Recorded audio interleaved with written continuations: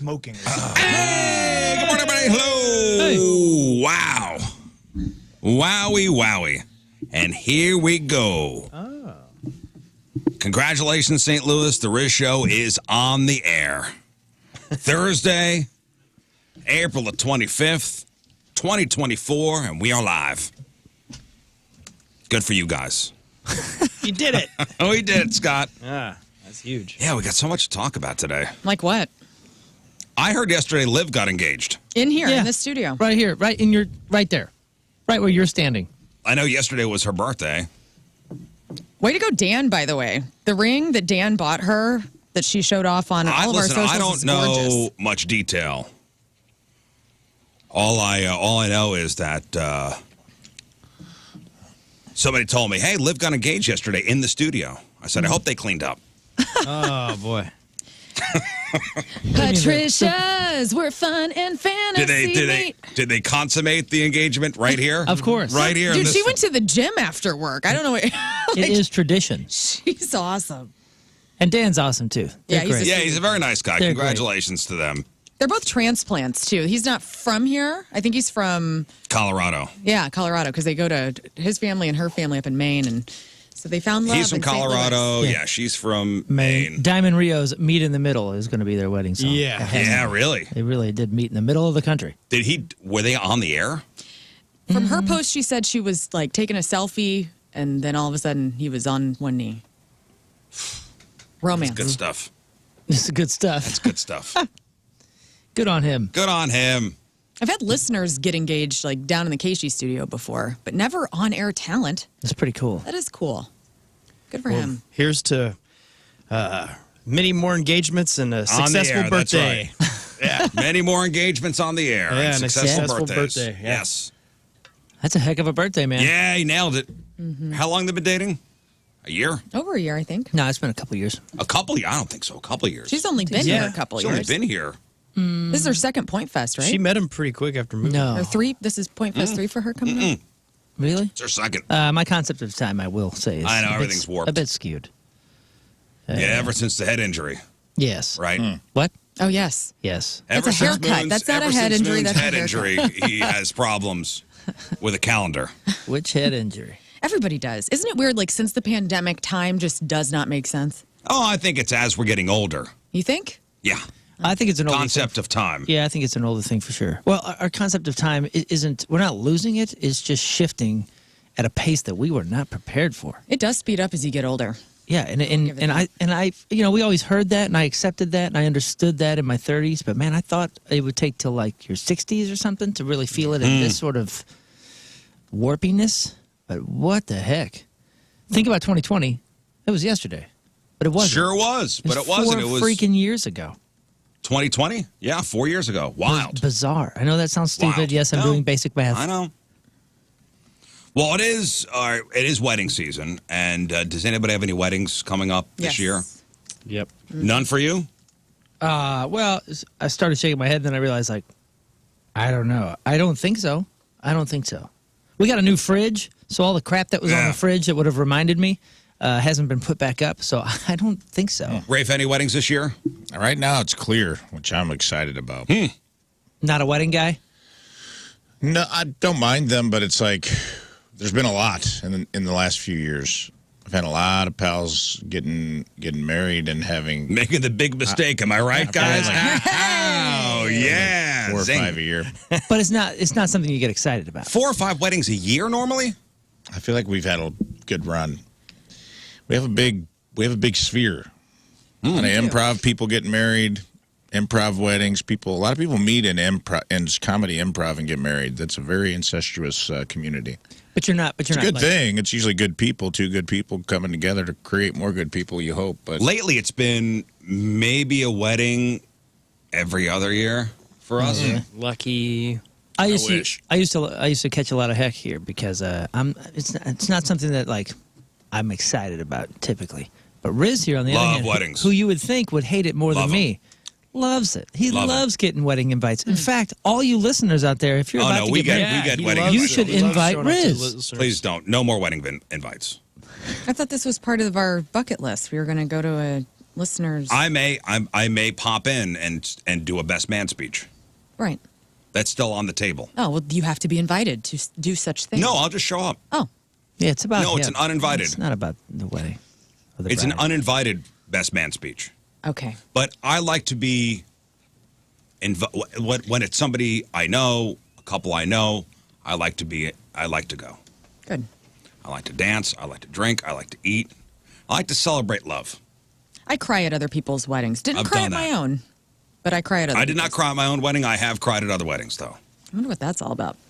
For me, No, just in general. Like, I mean, I don't know if it's because I was so locked in the moment and I was just overwhelmed it's the union with joy. of two people.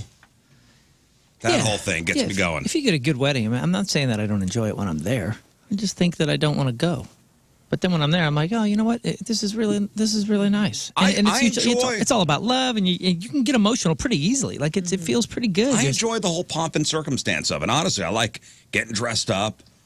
I like the whole going to the church thing. I like the hanging out after the church service, mingling. I like the happy hour. I like a reception. Everybody always looks and smells so good too. It's always everybody's just wearing their best. I do love smelling people at weddings. Me too. Yeah, that's why you haven't been I do the invited to sniff any test. recently, right? That's true. I mean, to tell you the truth, I like all that stuff too. I just I'm selfish, and I have such few Sorry, minutes. it's not about you. I have such few minutes to myself that typically I'm like, there goes the day. There goes the Oh, weekend. I know.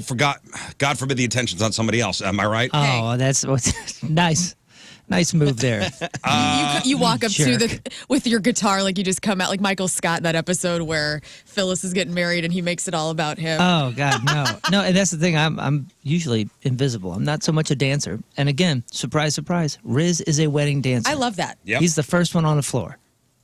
Finally I can dance and everybody is down. That's the only time anybody wants to dance and get nuts. Yeah. Well, there is a 1 in 5 chance the bride or groom will at least think about wasting everybody's time going to a wedding. Because somebody polled 2,000 Americans who got married in the past 3 years, 20% admit they got cold feet. 20%, 20% admit they got cold feet. but didn't act on it. Is that what you're saying, or 20%? That's how many people thought about calling off the whole thing at the last minute. Wow. At least thought about it, Yeah. which is wild. Which I mean it's a big decision though. I mean I feel like that rolls through your brain even if you're like, okay, is this it?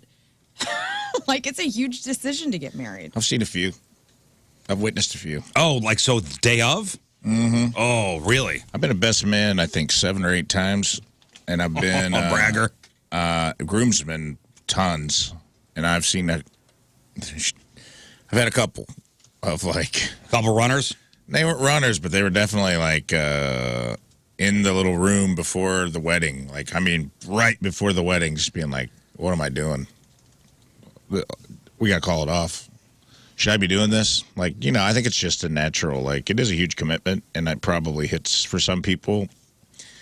Maybe it hits home right before, It you're becomes basically getting real. ready to go on stage. Mm-hmm. It's like, if as a performer, I think it's like 5 minutes before showtime.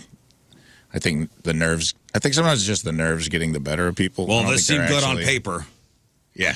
I've had that conversation with the girls I've been in weddings with where I go, do you need me to create a diversion? You can get out of here right now. Like, just to run it by them. Like, you're getting ready to do a huge thing. Wow, you're putting it on the table. I Yeah, will. dude. I've done it for a Whoa. couple Oh, you of friends. have? Yeah, I go, not Like, for any better call it reason. off now. No. I said, I go, I'm like, God. do you need to get out of here? Lern comes over and goes, I already found the window you can sneak I out have of. no problem being like, I will make something go crazy and you can run. Because I Why feel would like you start that conversation? with because it's a somebody? huge decision. And my friends, You put it in people's God. heads? yeah. What? terrible. Are you out of your mind? I'm half joking, but I'm like, She just retired from if being I in need to get the weddings. car, I will. Wow, that's funny. And they all got married. I've never seen that where they run out. Like they're like, get the hell out of my face. There was a Lern." Like, moment at the altar they were thinking about your words. Yeah. Yeah.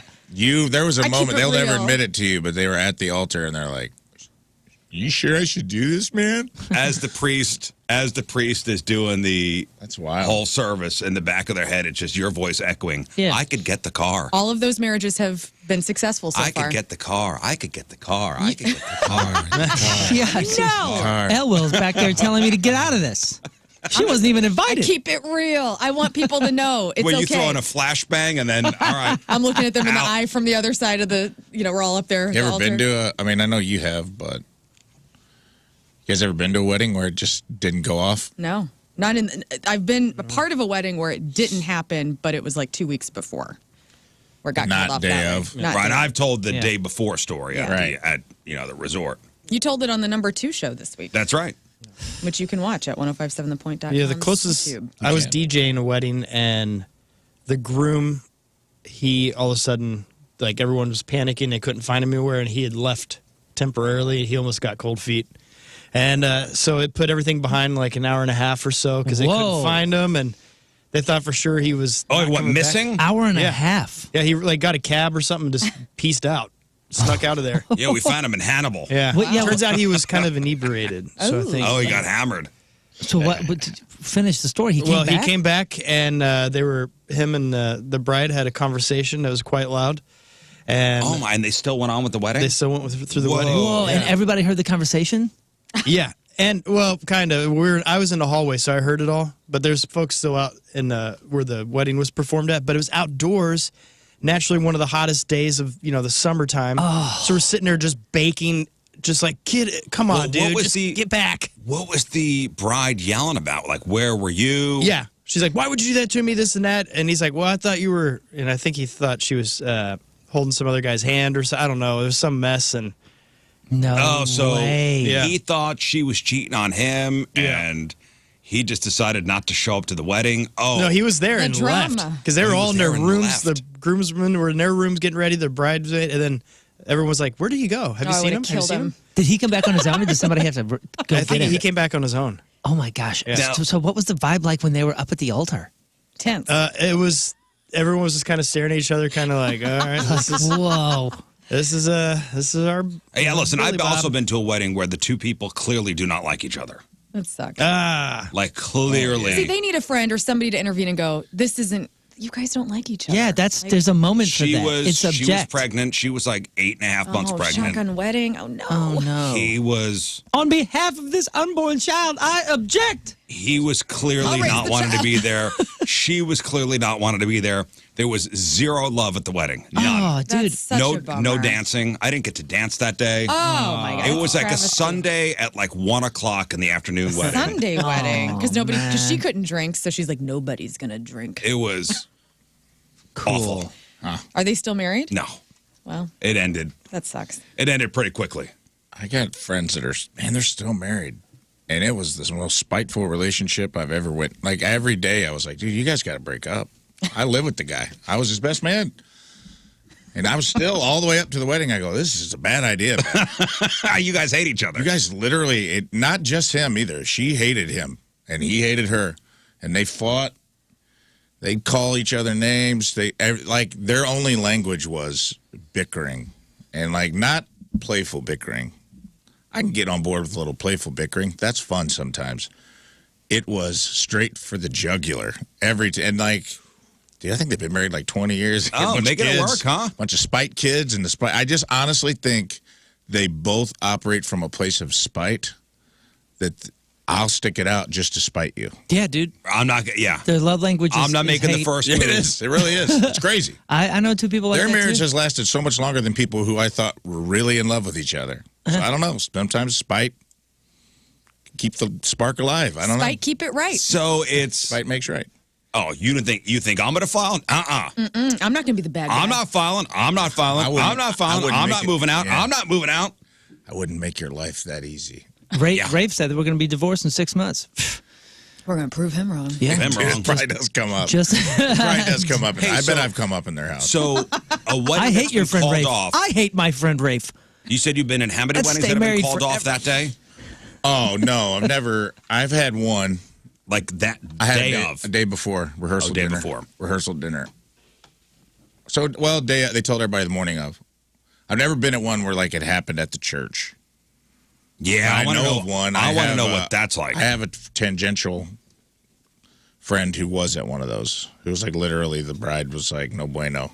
Has anybody ever had the graduate thing happen where the other person shows up and is like, Cassandra, like knocking on the Oh, wall? like Wayne's World 2? Yes. Oh, you mean No. like somebody stopped Like the wedding? a lover shows that'd be up to so the wedding. Yeah. You can't marry You can't him. do this. I'm in love with you, No, Krista. that doesn't happen. No, but I've been at a wedding where I knew one of the people was banging someone else in the wedding party. Oh, God. Oh, so I think we've talked about this. Didn't you have the same thing? one of the people getting married was actually having sex. Had been. What a toxic experience. Like before they were engaged and everything? Or currently. No, like too recent.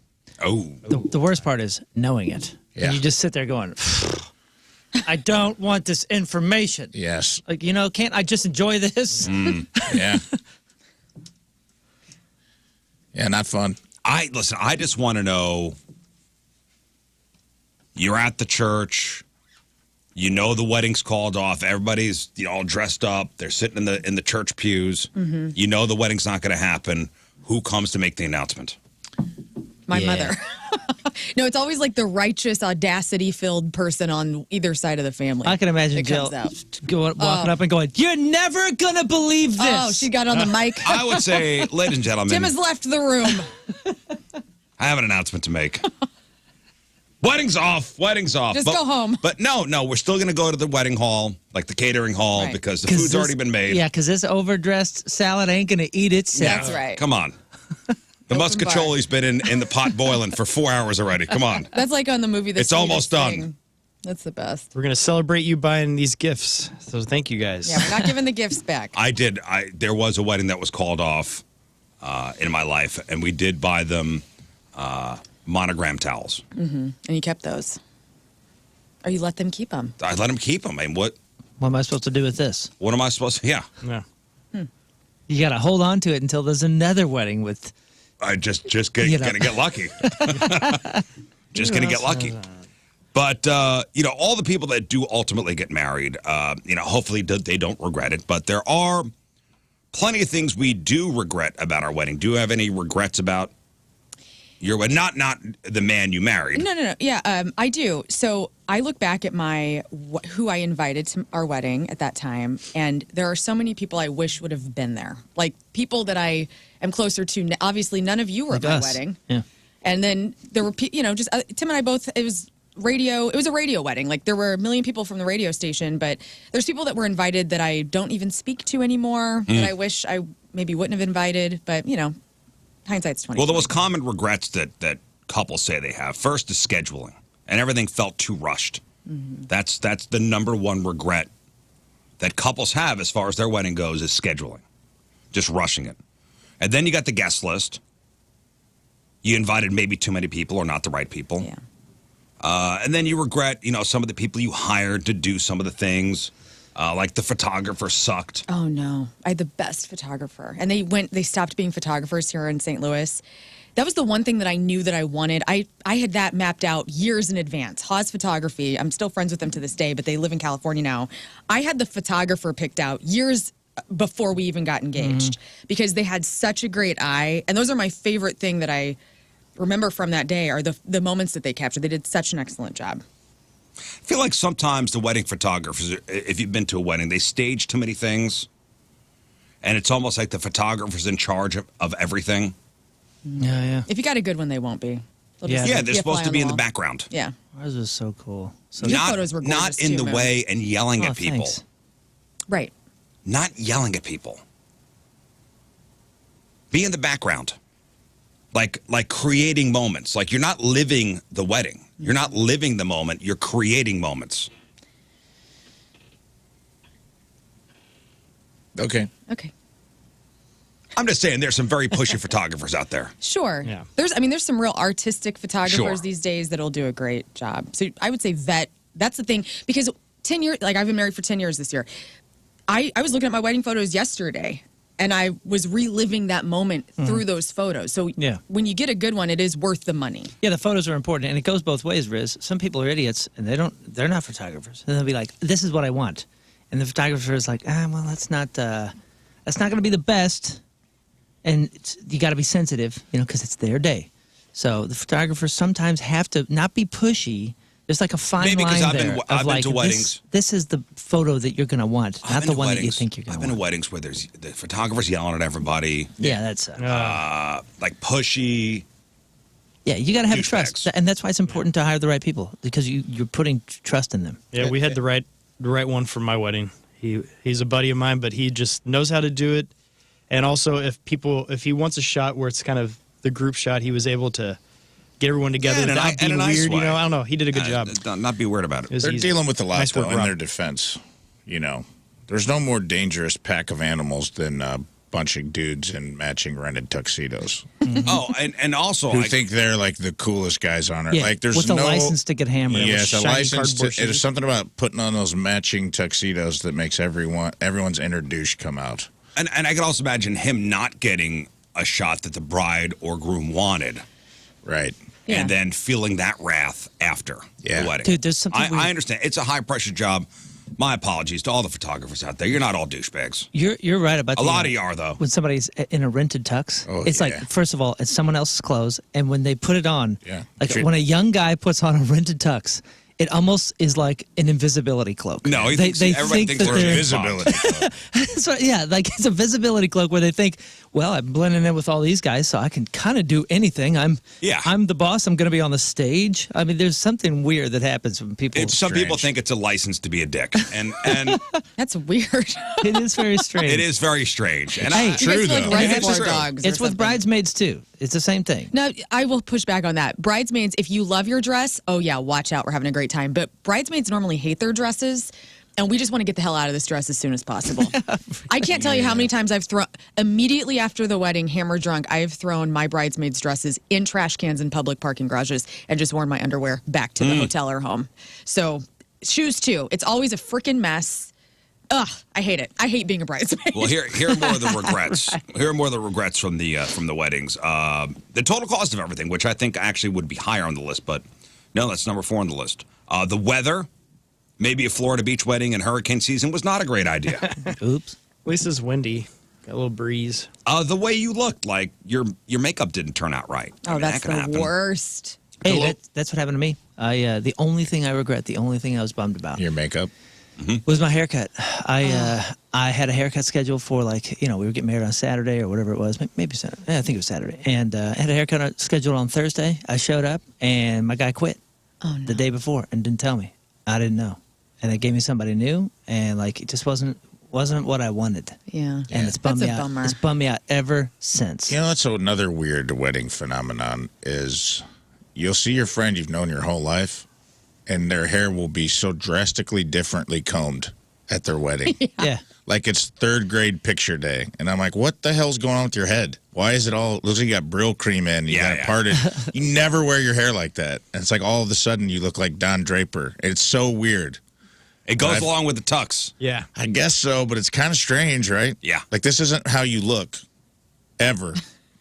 But today, this is how you look. Right. And I'm going to see in all these pictures Yeah, your kids are going to look at these pictures, hopefully, or your grandkids or whatever, or you looking at them after you get divorced and you're crying, drinking a bottle of Jack. That's when normal people watch. That's the only time you watch your wedding video. I've talked about this before.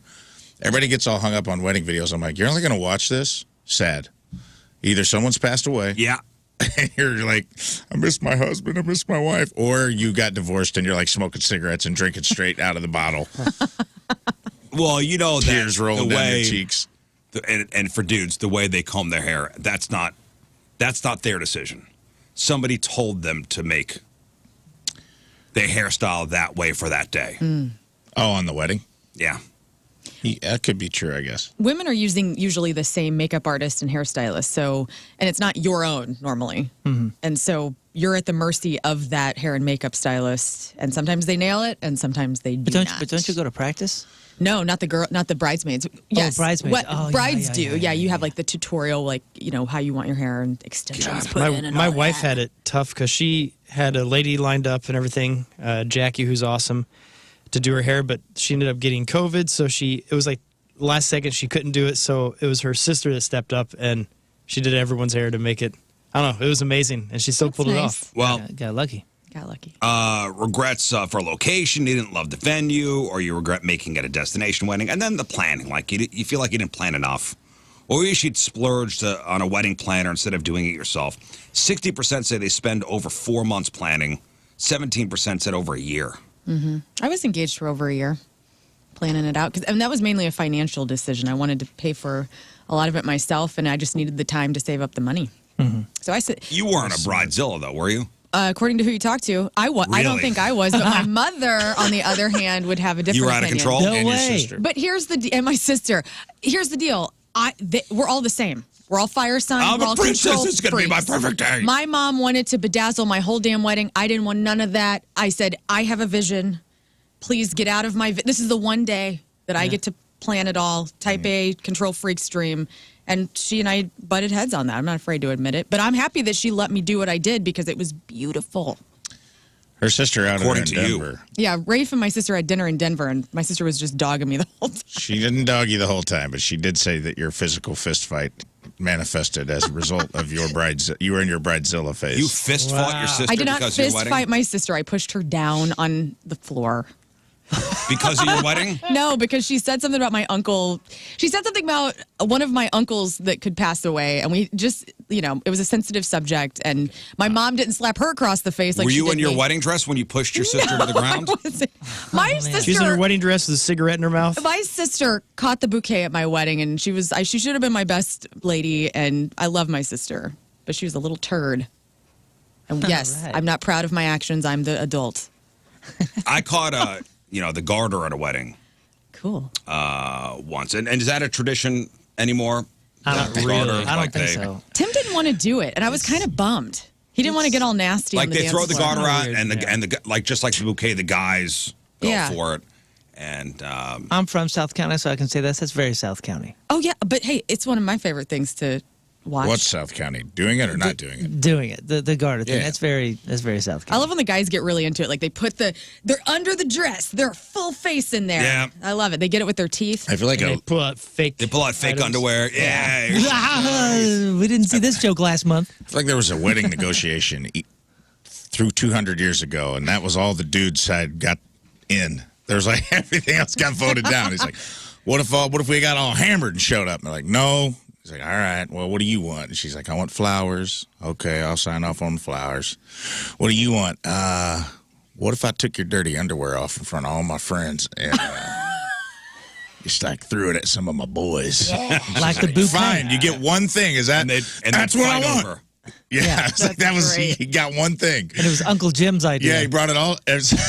Uncle Jim's like, go for the underwear thing, man. I'm telling you, dude. Remember that thing we talked about?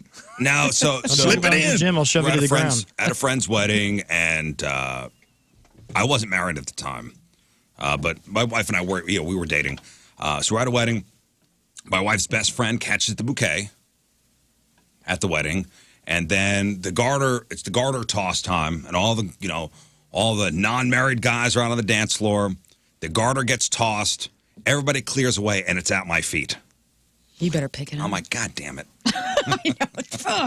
Nobody went Pick for it it? up. Nobody went for it. Well, then it's yours. And I it's hate mine. that. It was literally on my shoe. Well, that's meant for you. This is why you got married, Rizz. And we Yeah. got married shortly thereafter. There you But go. anyway, Did the maid of honor go? no, then you got to put the garter on her. I know. Say what? Oh, it's so fun and Hoosierific. I'm sorry, what? I missed this part. You got to put the garter on her. On the who? person who On the catches are you person the who bouquet. bought the bouquet. Are you sure about that? Oh, I'm That's I'm what, not that's the what it grandma? was. That's how you know you're at a put it real on the kinky grandma. wedding, whenever they make you do that. Because normally it's just everybody catches their stuff and whatever. But when you have to have the bouquet and then she's got to sit down, then now the best man or whoever caught the garter has to put it on the stranger, and then that's a whole thing. Yeah. I At love least it. we knew each other, and it wasn't I didn't know that. 1,000% awkward. It was still weird, I don't though. remember Yeah, I've never done that. that. Oh man, I've seen Yeah, that. and done they're like, at so many use elk your lodges. teeth. Yeah, you know what? Use your Your teeth. teeth. Fine. It's probably because by the time they're doing the tosses and all that kind of stuff, that's an opportunity for me to go check out the second piece of cake. You guys, well, that's cool too. You know, like, Yeah. oh, cool, everybody's distracted. I'm gonna go. Nah, get I my love piece it of all. Yeah, it's always like the opposite too. It's like when the bouquet gets tossed, guys scatter like a hand grenade's getting thrown at them, and then when the garter gets tossed, everybody's scrambling for it. No, you're the opposite, the bouquet. Yeah. The bouquet, women are elbowing each other. Oh, Yeah, hell yeah, I love seeing those videos up on social media of I haven't seen one in a while. But of Let me just show women you this going photo. nuts. it's about to be the season. I was looking at my wedding photos yesterday, and I have the photo because my photographer was so good of my sister catching it, and her face is classic. I'm gonna show this to the YouTube. Dude, I had the greatest greatest wedding day. We did it in the middle of the national forest, just family. Rented a house on a lake. Beautiful day. I woke up. I caught a bass. We met up at a time, like, just kind of get it Well, going. isn't everything just sunshine and rainbows in this It guy's was life? friggin' sweet. It was friggin' sweet. I was for you, fishing. buddy. I was fishing that morning. Oh, Okay, disaster. Look what you've done. God. oh, we spilled a lot of water. Oh no! Oh, look what you've done. Did you get shocked? Yeah, shocked the shit out of me. Oh, can't say that word. Oh my God! Paper towels? Can't say the S word. Dump me out. Do we have enough paper towels, or do we need a lot more? We probably need more, Scott. Okay. Oh, Look at that. Your what a sister's Oh, my ruining God. today, too. disaster. Disaster. Rafe got shocked, said the S word. Killed Ray. Look what this is. Look what your wedding is doing to us. Holy smokes. This is why we need lids. I have a lid on it. Why was it not on there? It was on. Lidded. It was lidded. Sorry, guys. Oh, man. Woo-wee. You guys want to go for a run or something? I feel kind of awake now.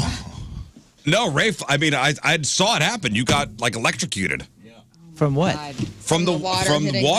like, into his headphones. My headphones weird. lit me up when my feet hit the floor and completed the circuit. And as soon as when I stood up to get the napkins, my head goes. I was like, oh my God, this is like in the That's movies, crazy.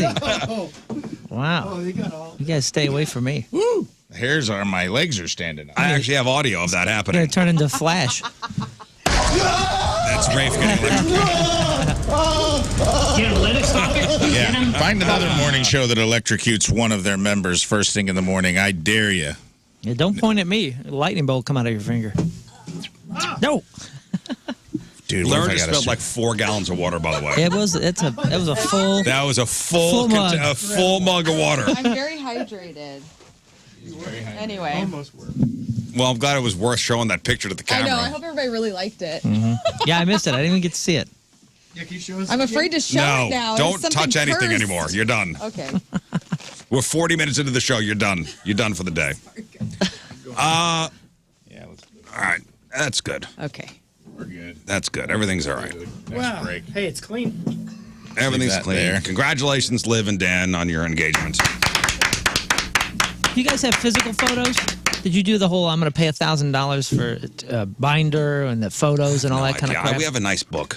So, yeah, okay, so you do We have have like some. a nice, it's like a bound book. We just did the digital. I just printed them at CVS. Yeah, we just did the digital, but my mother-in-law made like a really nice book for us with the pictures. I don't know how much anything that's costs. really nice. I have no idea. But back in the day, dude, like it was like you get the package, almost like a high school photo package. You know, you look at it and they charge you like, oh, okay, we're gonna make this nice binder with all the pages of the physical photos. You know? What Yeah, I don't know. Unless I don't know what the hell happened. I showed up. We got married. I'm still married. Everything's all good. My wedding day was amazing. Oh yeah, tell Yeah. us about it. Well, it never happened. Yeah, there and you go. It's been real great. Save a lot of money that way. Saved a ton of money that Saved way. a ton I of feel money. like I should give. If I get to a certain, I mean, we've had this conversation before, I think, but I feel like if you get to a certain age and you haven't, you should just get to have a party where everybody brings you gifts. I agree. No. What? Oh. I've given away a lot of stuff for nuptials. What about non-nups? No. Us Nups. non-nups need something.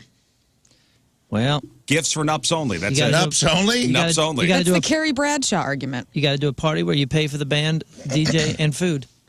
Yeah. We'll Nups bring only. gi- I and ain't we'll giving you bring gifts. nothing. I would do that. No nups, you get nothing. The no nut party. Yeah, but if you never have a wedding and you never have kids and you never do anything cool with your Then you life, don't deserve graduate- anything. What? No, you should have a No, little party. get outta like when here. you're 50, if you haven't gotten married, you should have a no-nup party. And yeah, Don't expect a gift from me. Oh. When I Open think bar. cool, I think marriage and kids. Okay. What? You said, Well, I'm telling you. You said if you don't get married, you don't have kids or do anything cool with your life. And I said, yeah, when I think cool, that's the two things that pop into my head. I'm cool. I'm What? cool, dude. cool. I'm married and I have kids. Graduation parties. Like what? the whole Carrie Bradshaw argument in Sex and the City is if you never get married, have kids, maybe get a advanced doctorate in anything, what other day do you have that people are just celebrating you? Your birthday. Everybody has a birthday, though. Okay, then you don't get any parties. What? When? Kids. Tell Carrie Bradshaw that. She's a fictional character. I don't have a party. What about a divorce disco? Can those be a thing? Would you go to a divorce party? Will there be a cocktail hour? Yes, there will. All right, I'm You're in. down. Right on. I'm in. Hey, here's some local stories I do want to get to. Headline: 2 Parkway High School students earned perfect ACT scores. Wow. Congratulations, nerds. Congrats. Is it 36 or 32? 36. I never took the ACT. ACT was not fun. Not fun. I had. Anybody take the ACTs? Oh yeah, I took Yeah. it 3 times. I took the SATs. I took the ACTs. For some reason, that was ours. You guys didn't have SATs? No, I don't think I had to take it. you could take it depending on what school you were going to. Okay, so we took the SAT. But any school. Optional was ACT. Yeah, any school in this area did not require the SAT. They were interested in GPA and ACT. Crazy thing is, dude, I took it 3 times. I remember I was like, I'm just going to sign up for this thing. I took it as a junior or maybe a sophomore or something. Unprepared. I was like, I'm not going to do any class. I just want to see what happens. I'll just go in and test. And I tested, and I was like, oh, that's not the greatest score. I forgot what it was, 20-something. But it was not like high 20s. It was not a great score. And I was like, all right, well, you know what? I'm going to take this course. I took like an after-school course. I did this whole thing for like months. I went in. I scored 1 less than I did the first time. So then I was like, oh, man, I'm going to take it again. And that next test happened to be the morning after I had to tell my parents that my high school girlfriend was pregnant. And did you do well? Aced it. I got 2 more points than I did the first time. Well, there you go. There you go. And I didn't even stay the whole time. I was in there. It was I was miserable. That's a big jump on that test, though. Dude, it was a big jump, and it was Well, yeah, 36 is a perfect score. it was one of the worst nights of my life. Do you remember what you got?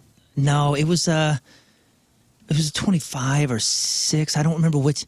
I remember those numbers were involved. I just don't remember which one the final one was. I don't know. It's not great. I got like I think mine That's was pretty good. 16 or 15.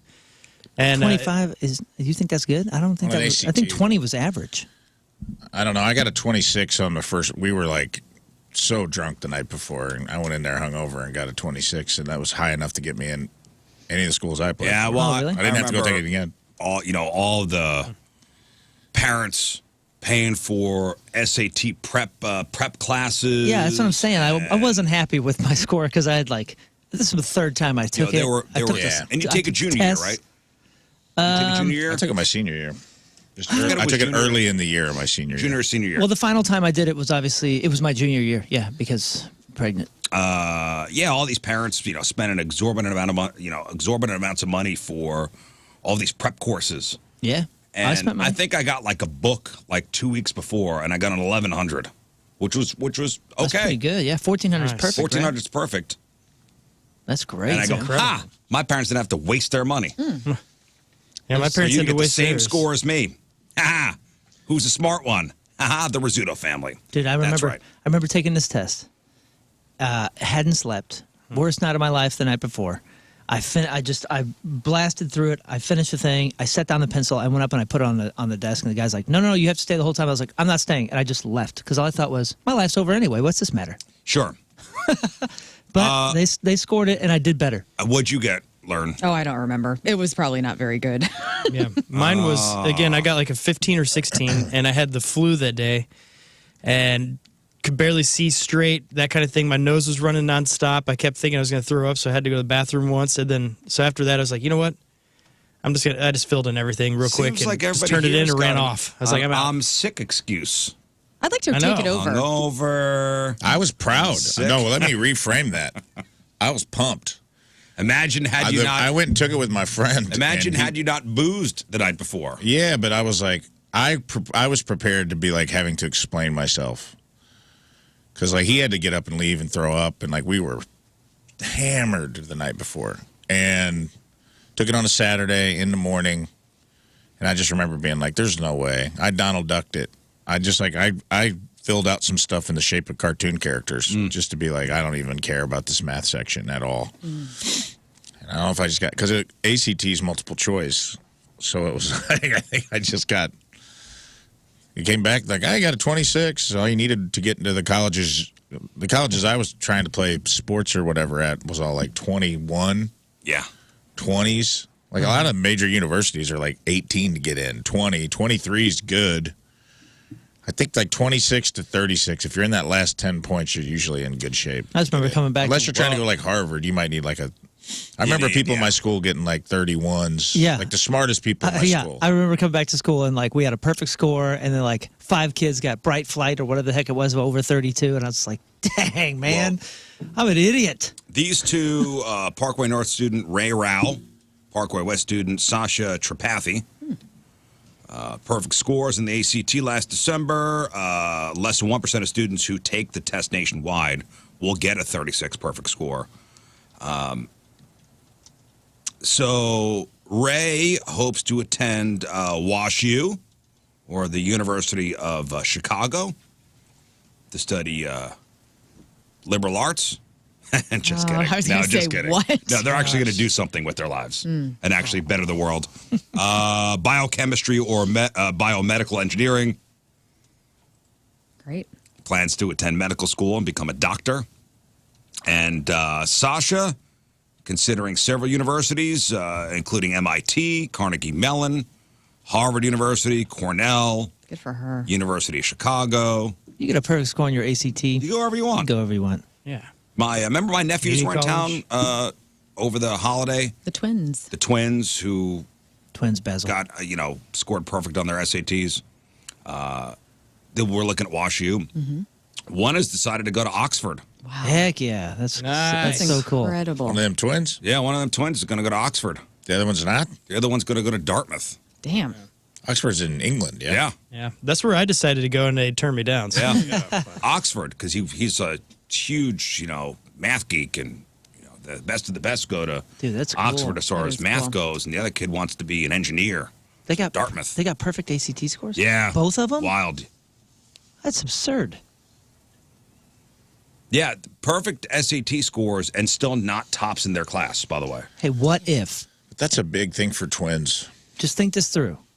What if one of them got a perfect score? And the other didn't? No. And the other didn't take the test. You know what I'm saying? Ooh, yeah. Like, here, Are they fraternal or put identical? a blue they're shirt on identical. and go in there and sign my name. Rafe's met them. They You know what I'm look saying? exactly the same. But They do. what if one's a genius and one's a The fool? one's a dope. Yeah, how do they do that with identical twins? I mean, wouldn't you? Listen. Oh, If yeah. I was twins with my brother and he was smarter than me, he would take my ACT test. for sure. So Come would my on, dude. sister. You did it. You know what's funny? So the school, they go to like a special, smart people school, and they do their best to keep them separate at all times. Really? Yeah. They do their best to keep because them of all the separate. shenanigans Yeah, they get into. maybe that's part of it. I'll be honest. Most twins I grew up with, it felt like they had to share a brain. They weren't usually the brightest. I always chalked it up to like, well, you guys were sharing nutrients in the womb, and there wasn't enough to go around, and something happened.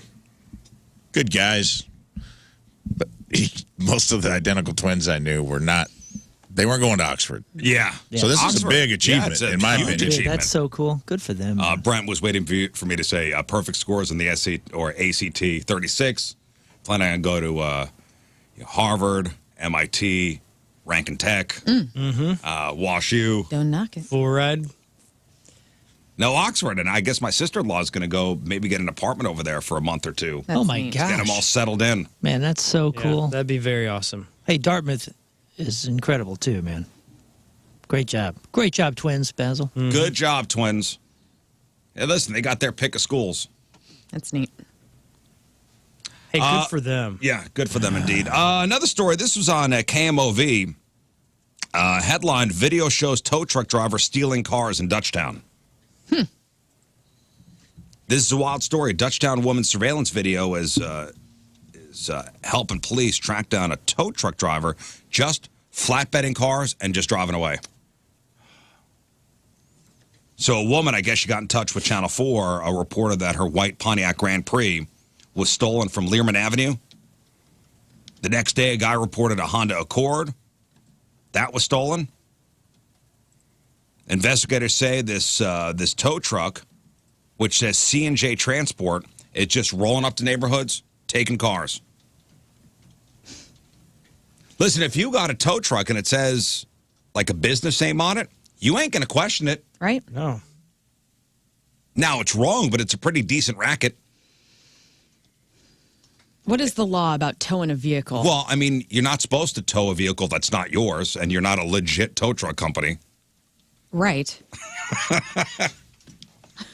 Like if somebody's for the info. if somebody's repoing a car, yes, I understand that. If you're parked illegally, Says yes. C&J is based out of Grafton. So this is a legit towing company. I don't know. Channel 4 says they searched C&J Transport on the Missouri Secretary of State's website, couldn't determine if the company is an active business in the St. Louis area. It's got an address in Grafton, but it's a P.O. box. From what I understand by this story is a dude is just coming and taking cars. And again, if somebody in your neighborhood rolls up in a tow truck, has got a business name on the side, and just starts taking cars, you're not questioning it. Probably not, no. Unless it's your own car and you go, hey, what's going on there? Yeah. Wow. I would just assume something's either getting towed to the shop or repoed or whatever. Somebody's in the rears as far as payments go. But there's video of one woman confronting the driver.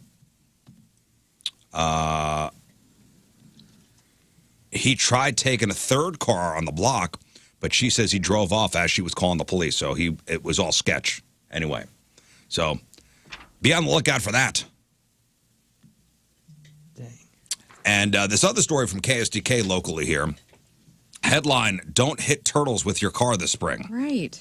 I hate people Look that are out. like, I'm going to just kill something just to do it. Oh, I hate you mean, people. Are people steering into turtles? Oh, I'm sure there's plenty of people that are evil like that. No. Yes. There's no There's way. people that drive who just want to kill something because it's in the way. And I always, think of Jeff. Jeff was a guy that broke for turtles. Yeah. Jeff would stop at car anywhere. I love that about him. Doesn't Yes. matter if it's on, 64 or 44. Right. It's funny because whenever I stop for a turtle, it'll be on a road that, I know it's completely safe. There's no way I can get hit. I can't hurt anybody else or anything. And then it's probably also the kind of road where it's fine for him to be on it because I might be the only car for an hour. out there. I know somebody whose brother or sister were killed when they stopped Yeah, it's pretty dangerous. to save a turtle crossing the road. Car was coming. Dang. And they wound up dying. So the story here is Missourians will be enjoying the great outdoors in droves as temperatures continue to rise, but they won't be hitting the road as literally as another member of the animal kingdom, box turtles. Will also be pounding the pavement as they reach peak activity, putting themselves at risk of being hit by cars, says the Missouri Department of Conservation. On their website, they say thousands of box turtles are killed each year by vehicles. Turtles emerge from their water burrows and begin to hunt for food and mates during warm and wet conditions, which could lead them to cross roadways, oftentimes resulting in their death. Mating season for the turtles usually happens between late April and early July in Missouri. Young males, which make up the largest portion of the travelers, wander as many as 6 miles searching for new mates and territories. Females can also be seen crossing the roads in search of nesting areas. Along with their evolutionary-driven road trips, turtles also like to spend time on warm asphalt during cool days because their cold-blooded nature makes them rely on external sources of heat to determine their body temperature. Box turtles, along with red-eared sliders, painted turtles, Mississippi mud turtles, and even snapping turtles will be spotted on the roads heading into the summer. Vehicles, one of the leading threats box turtles face in Missouri. And the Missouri Department of Conservation encourages motorists to be cautious and slow down if they see a turtle on the road. If helping a turtle make it safely across, check for traffic. Always move the turtle in the direction it is traveling. Yeah, I like to, when it's almost across the road, just put it back on the other side. Here you go, That makes buddy. more sense. Let me take you to the place you're familiar with because you just came from there. I guess turtles are our sloth. You see those videos of people picking up sloths and doing the same thing where they have to. Yeah, I saw one. I Yeah. saw a video of that. So I guess they're our version of that. Yeah, it does make me sad when you see a squished turtle. It's on so the road. dumb. Yeah, I don't like that. I like turtles. I get sad about the I like armadillos turtles. too. I know they got the weird stuff on. We're not supposed to touch them. Well, leprosy, yes. You want leprosy? I don't, but Well, you got- I don't want them to die either. I use napkins whenever.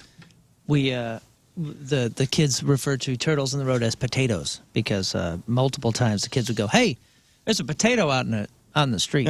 Like, oh, it's probably a turtle again. You remember last time you thought there was a potato in the street? Go get it. Go help it move. Sure enough, every potato in the street is always a Man, turtle. you get salmonella from turtles. Just wash your hands. Yeah, or just Don't put your fingers in a your napkin. mouth after you touch. I the like to, turtle. every time I get in my car, I like to immediately put my hands on my mouth. Well, yeah, and he kisses him. You know, he grabs the turtle. Oh, no. Kiss it, shell. I like to kiss the turtle on the cheek and say goodbye. Good luck, little fella. Good luck, goodbye. Goodbye. Hey, speaking of driving, have you ever heard of this auto brewery syndrome before? Auto brewery syndrome. what? That's when you just start making beer. In your belly. Oh, okay. So This is the thing. So this Belgian guy was pulled over, and he failed a breathalyzer. what He failed a breathalyzer, and this happened last year. was this his argument in court? I think I argument. read this. You read about I this? think I did read this article. If it's going where I think it's going. Yeah, this Belgian guy. He won the case, right? He won the case. Yeah. I have read this. There's a rare condition called This day ABS. and It's age. auto brewery syndrome.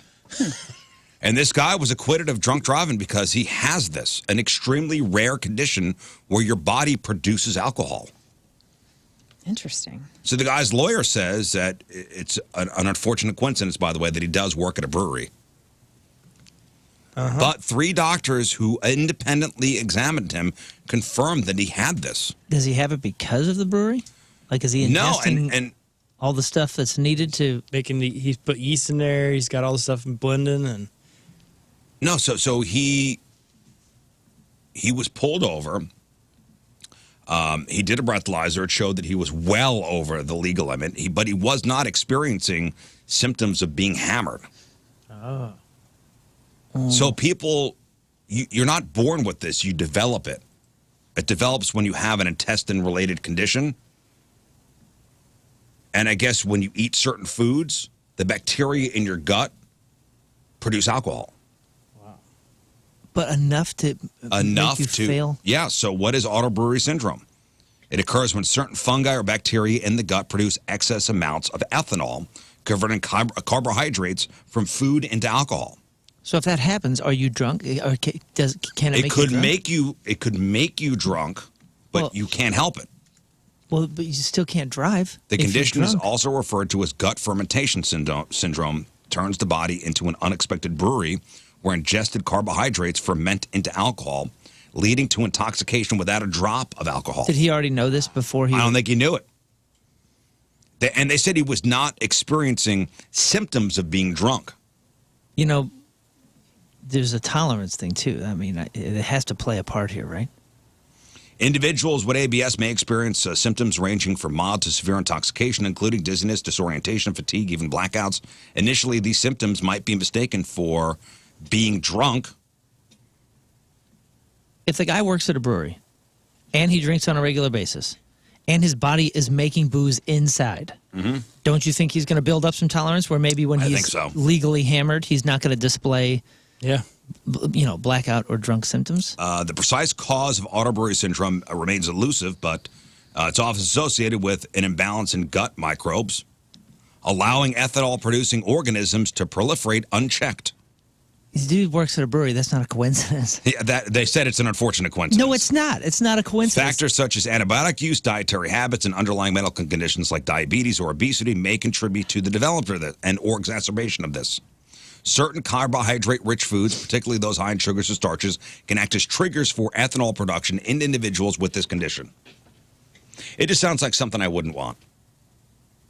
This sounds like something you'll never get, because you don't drink your dinner, and you're not working at a brewery. Or just constantly surrounded by that. You just said that it's something that you develop. Making him working at a brewery. The lawyer said it's an Not a unfortunate coincidence. Of course, the lawyer says that. Come on, man. Well, he's free to go. Right. Good lawyer.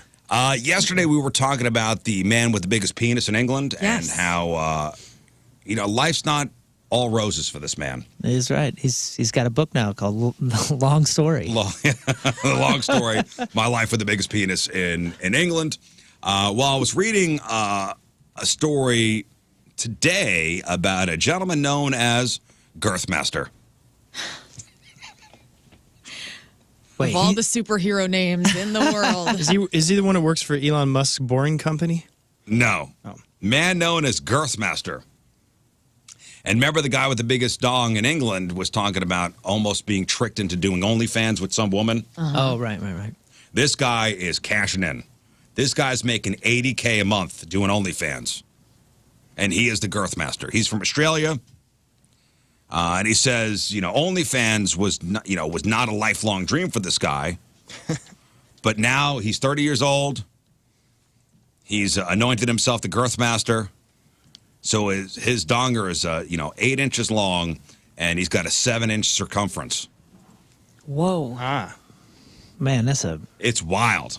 that's a 1 liter bottle. Wild. He's making $80,000 a month. He's in the top 0.1% of earners on OnlyFans. That's a Raid can. You know what I mean? That's like that's an aerosol can. Yeah. And, he's leaning into what he's got.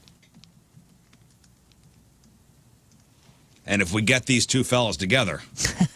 Porno birthday's going to be a little different this year. My God. The Girth Master. Remember, the other guy was didn't want to do the OnlyFans thing. He's having problems finding work. Getting kicked out of yoga classes. That's right. The Girth Master has leaned in. I mean, that's badge after badge after badge in all of our books, right? Mm-hmm.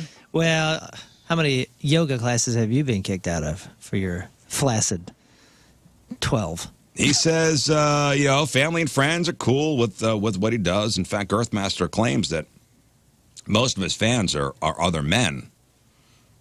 However, he thinks the vast majority of the crowd doesn't identify as gay. Huh? Because he's doing other chicks. Mm-hmm. Wild. What a scene. So much breaking news in the penis department What this a week. scene. Yeah. Big. Well, speaking of Girth Master. It's a good time to be alive. Speaking of Girth Master, today is National Hug a Plumber Day. So Yeah. talking about cleaning pipes out. Yeah. So hug a plumber today. Kudos to all you plumbers out there. I love a plumber. Mm-hmm. Thank God for you all. Thank God for you all, That's honestly. The one person that you need immediately that if you got a great company, they're there. And good on you. Yeah. Snake them pipes. That was the first thing that happened in Austin. I stayed in a historic hotel, clogged the toilet. You did? Upon arrival. Yep. And had to do wasn't even a big deal. Call You of clogged shame. the toilet? It just wasn't working. I mean, was it you causing Yeah, the clog? I just said I clogged the toilet. I Toilet's thought fault. we could move on from that It's part. okay. Hey, the everybody in Girth this room Master has clogged a Too toilet. much bulk? I don't know what was going on, but I had to call the front. I'm like, this is not the first call you want to make from the hotel room. Is everything... Hello, Mr. Williams in room 225.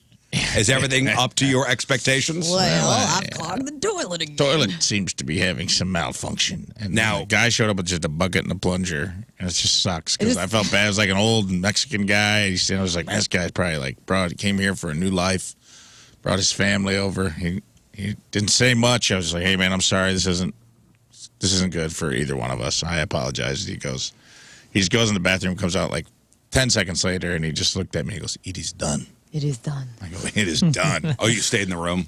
What was I supposed to do? I would have left. Was this after the... I mean, he was in there for 10 seconds. I know. I wouldn't want to be there when he was doing it. Honestly, I'd I probably would. go down to the lobby. I was going to offer to just take care of it. Leave the plunger. Take the cannoli. Leave the plunger outside the door. I'll do it. Was this after the jackfruit tacos with Mr. Marin? Did you have jackfruit tacos and that No. caused it? This was immediately upon arrival. Okay. Just getting all the facts. That's I just wanted to ask. Well, yeah. So, listen, today, hug a plumber. Plumber, nasty jobs you guys do, but necessary. you are the unsung heroes. You are. Because having plumbing problems is no laughing matter. So kudos to you, plumbers of America. Yes. Pay them more. They deal with our waste. They deserve do. to be making millions. It's also National Telephone Day. Interesting. So it's Hug a Plumber Day and National Telephone Day. And I did find, and this is a audio from a newsreel from 1936. Okay, and this explains, and it's by AT&T, explaining how the quote-unquote new dial telephone works. The Rotary? This is the new dial, like the dial telephone. Oh, okay. So remember back in old movies, somebody would just pick up a receiver and it would connect to some operator where they'd have the switchboard and they'd connect the wires. Yeah. No, this is first when you hear a dial tone. And it was brand new technology back in 1936. Here's the newsreel. The telephones in this city will be changed to dial service, and all telephone numbers will be changed. Before calling any number, first secure the number from your new directory. Then remove the receiver and listen for the dial tone. It sounds like this. With the receiver off the hook, dial the desired number. Be sure to allow the dial to freely return to its normal position. Wild, right? And this is the ringing signal. If the line is busy, you'll hear this busy signal. Yeah, that was from 1936. Wow. And in the video, in the newsreel, it shows a young girl demonstrating while the guy is doing the narration. And it's funny how there are young people now that would hear this and learn how to use an old phone. Well, and also to hear those sounds, I haven't heard those in a million years. Yeah, when was the last time you heard a busy signal? Right, Wow. or just a dial Like a busy tone. signal like that. Yeah. Or just a dial tone. 'Cause that sounded just like my grandma's rotary phone whenever it finally started ringing, the way that sounded, that heavy, Yeah, deeper please. one. Please let the dial return to its original position. I don't even remember when you did dial a number, you didn't hear it ring. It was just quiet. Right? No. You would hear that sound. Wait, you hear the dial tone, but Once then once you you push start the button- pushing the button, Do we it need a goes quiet. refresher? Secure the number from your new directory. From your Then new remove the receiver and listen for the dial tone. Okay. It sounds like this. Dial tone, yes. With the receiver off the hook, dial the desired number. Yes. Be sure to allow the dial to freely return to its normal position. freely return. And this is the ringing signal. You remember that. If the line is busy, you'll hear this busy signal. Yeah, you remember Okay. Yep. The ringing Sometimes there sound? wasn't a ring, though. I feel like there was weird phones or a time when maybe you didn't hear a ring. Maybe I'm a always psycho remember and the I don't ring. remember things Probably. correctly. Probably. that. Well, you spilled that water earlier. I know. I apologize again. You almost killed Rafe, so. I know. Buddy, I'm sorry. His ears a little Well, we burnt. got close. You thought you were going to get murdered in Austin, and here I was this whole time electrocuting you in the studio. Yeah. Hilarious. Glad it was you. I'm glad everybody's okay. All right, it's brought to us by Hot Shot Sports Bar and Grill, proud sponsor of the St. Louis Battlehawks. Find all the cacaws at hotshotsnet.com. From Wood River, Illinois, Brittany Logan is our team member today. Yeah. Brittany has been a Rizz Show fan since the very beginning and wouldn't rely on any other morning show to provide her with the morning entertainment. Mrs. Jeff Burton's friendly demeanor and commentary, but very much is grateful at the current lineup. Loves my sarcastic humor, Moon's good heart, King Scott's random but insightful comments, Rafe's ability to fit in with everyone, and Lern's perspective and fun attitude. Well, thank you, Brittany Logan. Brittany Logan from Wood River, Illinois, is our Team Rizz member of the day. Get super sweet Team Rizz member of the day soccer jersey. Get yourself signed up 1057thepoint.com/Team Rizz. All right, we'll take our first break of the morning. We'll come back with this week's Craigslist Freak of the Week. Lern will read the 3 new ads for us. You guys will name the ads in the Rizz Show chat room. Also send us your names via the instant feedback at the 1057 The Point mobile app. We'll read the ads, name the ads, and we'll vote on the ads. It's 7:13 Thursday. First look at the traffic and weather. Moon coming at you. Traffic is brought to you by Worldwide Technology Raceway, the Confluence Music Festival with Ludacris, Riley Green, and more, and the NASCAR Cup Series June 1st and 2nd. Tickets are available now at www.raceway.com. Right-hand shoulder blocked due to a stalled vehicle 70 westbound just after 9th Street. Further west, there's a right lane blocked due to a crash 270 southbound at 70. Your point forecast, cloudy. Possible showers later down in the southwest of the listening area. High of 68. Right now it's 44 at the Point Studio. All right, welcome back to the program. Phone number 314-624-3833 or 618-398-3833. Mick Ultra Studio Cams, 1057thepoint.com/Rizz. The socials at RIZZ Show. Your emails, RizzShow at 1057thepoint.com. Craigslist Freak of the Week here in just a moment. We'll talk to Chris Kerber, do our little blues wrap-up for the season.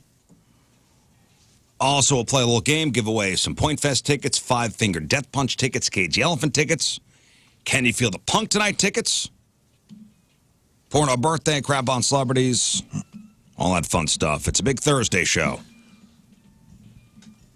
Thanks for hanging with us. Appreciate it. You're welcome. All right, let's get into the Craigslist Freak of the Week. We have 3 brand new ads for you. All coming from, well, 2 in Canada and 1 from Wales. All right, so Lern's going to read the ads for us. You guys in the chat room will name the ads. So Moon will be monitoring the chat. Rafe will be monitoring the instant feedback. We'll name the ads. What? And I will be monitoring my disgust as I Yes. read through these. Thank you. Yes. Lern will read. You guys name. We'll then vote on Twitter. And one of these ads moving on to the Freak of the Year playoffs. So, ladies and gentlemen, you into this today? Let's do this. Scott's very into it. Scott's always Yes. into it. A little too much. Sorry. Ask me, but. Let's get to it. Craigslist Freak of the Week, ad number 1. Seeking my disabled queen, man for woman, 42 years old, Toronto. Hello, Craigslist. Looking for a new patient to take care of. You get extra credit if you're really missing limbs. Disabled women turn me on so much, we can pretend that you're missing a leg or both. But there's nothing like the real deal. Don't look at your disability as a negative. Look at it as a blessing from God. I want to lick your stump. I'm going to adore it, lick it, and make love to it all night long. If you have a prosthetic, bring it along, and I can work that into our sex routine. If you're in a wheelchair, don't wash the cushion for a week. I would like to smell it. I will treat you like my legless or armless queen. You won't be able to find the pleasure you're about to receive anywhere else. If you have a caretaker, they can come too. Lady help can join in on the fun. If you bring a fellow, they can watch but not touch. They can Joe in the room. I don't mind. I can host. This is real. No weirdos. Let me worship you. Aw. It's so nice. I mean, it is nice. Also, no weirdos. Yeah, which is good. All right. Rizz, So folks. nice. Yeah, sorry, weirdos. I mean, hello, Craigslist. I want to lick your stump, Craigslist. Hello, Craigslist. It's yours truly. Yours truly. Looking for my disabled queen. Hello, Craigslist. Any questions about this particular gentleman who's got a fetish for People with disabled women, people with missing limbs? disabilities, yeah. Lick your stump, adore it, make love to it all night long. If you're in a wheelchair, don't wash the cushion. That's kind of That's gross. That's a detail that I feel like could have been left off, and then you could have just smelt it anyway. That's up a notch where I didn't think we'd go. Also, the gentleman caretakers could watch but not touch. Hey, feel free to Joe. I don't mind. I don't mind. All right, Moon, what do we got? Okay, so this one's a bit complex, but Missin' Limby Queen is pretty funny just because the Mississippi... Missin' Missing Limby... Missin' Limby Queen. Yeah, Limby Queen. Missin' Limby Queen. Okay, we got Patrick Stump, Kane and Disable, Stumpty Dumpty, Forrest Stubb, let's see, Fred Armlison, Leg Warren. Ewan McLegger, and Ren and Stumpy. Any on the feedback? Oprah Limfree, which I like a lot. Andrew Amputate. Someone just said Vanderstump rules. That's cool. That's pretty good. I made it it's a dude, so we need a guy name. Forrest Stump. Leg Warren is pretty good. Saw that come through the chat. Donald Stump. Oh, God, what should we go with, fellas? Scott, you make the call. Dog got it. What was the first one you said, Rafe? I said Oprah Winfrey, but it's a guy. That's a gal. Oh, that's right. Dishabilly Paxton. Stumplestiltskin. Maybe then, should we go for the more complicated one? The Missing Limby Queen? Missing Limby Queen? Yeah, I think so. Missing Limby Queen. It's pretty clever. Do you know what I mean? I say we do. We never go for those. Vanderstump Rules was the other one. Vanderstump Rules is kind of great. Vanderstump Rules, I think that's probably the one. Ren and Stumpy? Missing Limby Queen. I mean, it's a woman. It's a woman. She is a queen. Oh, that's true. But he's looking for a queen. That's right. Missing Limby Queen. Missing Limby Queen. All right, fine. You want to get complicated? Yeah. Let's do it. All right, Yeah. Missing Limby Queen. Missing Limby. That's all one word. Missing Dash. Missing. Oh, Dash. Okay. Hey, shout out to the group Mountain, by the way. While the rest of them dudes are getting their trick. Shout out to Leslie West and the group Mountain for making it. R.I.P. Leslie West. By the way, who is missing a leg? Who was missing a leg from his diabetes? Yeah. Who also possibly allegedly masturbated Huh? at the old Union Station location across the street at the Annex building back in the day. Heard a Like rumor. Joe there? Yeah. What the hell are you Like in talking between about? an interview. What the hell are you talking? Like Jode? Possibly. Leslie West. The Leslie West was like possibly doing hard drugs and sweating and doing other And things. joeing? That was a rumor I heard one time. At This the guy's old probably- Annex? This guy was probably constipated. Came out and some DJ was like, "Ah, Absolutely. I bet he was doing this. And now Absolutely. that lives forever. I know. Great musician. Great musician. Hell of a guitarist. Legend. Leslie West. Okay. Okay. On to our next ad, which this one puzzled me when I read it before the show, but okay, go ahead. Coming at you. Plant me, man for man, 49 years old, Newfoundland. I want you to plant me and then plant me. I love plants. Like I'm obsessed and identify as a plant. I'm looking for a cool 420 friendly partner who will treat me like their little fiddle plant and give me more than their green thumb, wink, wink. I want you to plant me in the ground up to my neck and then water me the old fashioned way. Use me as a toilet and make sure I get the nourishment I need. You can dig me up and transplant me as I grow, bury me in all sorts of positions. Ass up with my legs and arms buried securely in the ground will leave me at your mercy, and I want mercy. You can also bury me with only my face and stalk exposed for your pleasure. I want us both to benefit from our horny little garden. Make sure you pull all the pubies and keep your little fiddle plant tidy.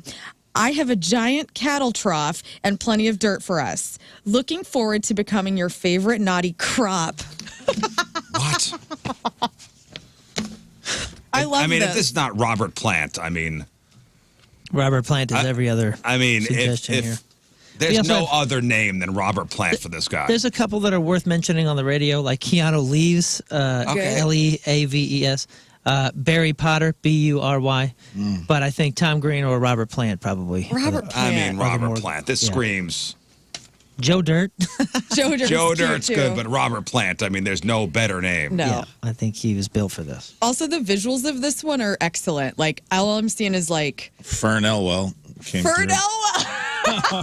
That's good too. He wants his dong and his face out of the ground. Just everybody just vision it. I did. Oh, yeah. I already I'm did. picturing In a Steve giant- Buscemi's face for some reason. In a giant cattle trough, yes. With a lot of dirt. What? I did just plant some plants the Well, other this guy day. identifies as a plant, so It's 2024. it's 2024, yeah. Be who you guys. want. And that weed sure is powerful. Didn't he say something about 420 friendly? Oh, yeah. Looking for a cool 420 friendly partner. I got a feeling this was written Yeah. So he identifies as a plant now? Yes. Yeah. I think that stuff is so powerful. Sometimes maybe everybody's getting to a point where they're identifying as a plant. Is he called transplant then? I'm a plant. That's a Thank good, you. Yes. I'm a Oh, plant. transplant. Thank you, Scott. Your You're brain welcome. is What is a fiddle Incredible. plant? A fiddle leaf plant? fig. I don't know. It's a cute. I have two of them at my house actually. Fiddle leaf trees. They're Oh, it's a terrible. tree? Yeah, they're very temperamental and they need to be in humid, reinforced environments, and they're tough to grow indoors. But Thank you, Eric. Better holes in gardens. yes, Oh, the ficus lirata? Oh, yes. Oh, yes, of course. Oh, yes. Okay, that's a fiddle player. I think we have one of those at home, too. Fiddle me this. Okay. Here we go. Robert Plant is our second ad. And on to ad number 3. Lern coming at you. Looking for my dragon daddy, woman for man, 37 years old, Wales. Let me jump right to the point. I want you to be my dragon lord in a local forest nearby. I know most men on here don't have the lizard look that I am really seeking, so cosplay will work just fine. I've always wanted to be effed by a dragon. The muscular scales go from head to the tail, and they're so effing hot. I would like to straddle and slide down you from shoulders to tail and see if I can soothe my inner itching for what I believe it could feel like. Kind of like a medieval toy that I can ride into the fire that will be in my panties. If you are a lizard man with implants and a split tongue, you have found your maiden. I'm a white woman with huge boobs. I wear corsets often and have a tiny waist. My ass has been known to make men drop to their knees, and I promise I won't disappoint. If you would like to see a picture before you commit, I am down. I only ask that you please take this dragon part very seriously. This is not a joke. I could be down for a Godzilla costume as long as it's not one of those cartoon-looking ones. Those are very effing annoying. Okay. Okay. This is a woman that knows what she wants, and I'm here for her. We had to censor it. Looking for my dragon daddy. Okay, so really looking for one of those lizard men. And I've seen these costumes plenty of before. these. They're expensive. They're like $5,000 to buy, like one of those cosplay dragons that actually look like a dragon with all the prosthetics. Oh, not like my buddy Dan dressed up for Halloween with the T-Rex costume The with a fan inflated. inside. He was sweating his ass off at Ballpark Village. Wasn't there a dragon there or a big old Yeah. beast? And they almost won. Yeah. Yeah, that's what I envisioned with this. Or a guy with like the split tongue and the black eyes. We've seen Yeah, the lizard man. we've seen pictures like that of people with the body morph stuff. Yeah, they look reptilian or something. Or they'll put the implants in their foreheads. Yeesh. And split their tongue, get it cut. Ugh. That could not be a pleasant thing to do. All right, Moon, what do we got? Okay. Let's start with Pete the Dragon, Uh-huh. Game of Horny. We have Lizard Taylor, Lizard Claiborne, J.K. Growling, Dildo Dragons, Dragon Ball Z, Dragon Ball Me. Okay. A lot of that kind of stuff. This is a woman looking for a dude. Let's not forget that fact. Daeneryola Targaryen, Lizard Lick Joeing, Throbzilla, Khaleesi Freaky. We got to go with something here. Lizard Claiborne. Someone said Lizard Imagine Taylor? Dragons. They didn't even change the name. I mean, Liz Taylor. Scaly Bieber. Let's see. This is a tough one to name. Yeah, it is. It is. Liz Taylor. Lizard Taylor. Lizard Taylor. I like it. Fine. Pretty Works. name. As in Elizabeth Taylor. Yeah. Liz or Elizabeth? Elizabeth Taylor. Huh?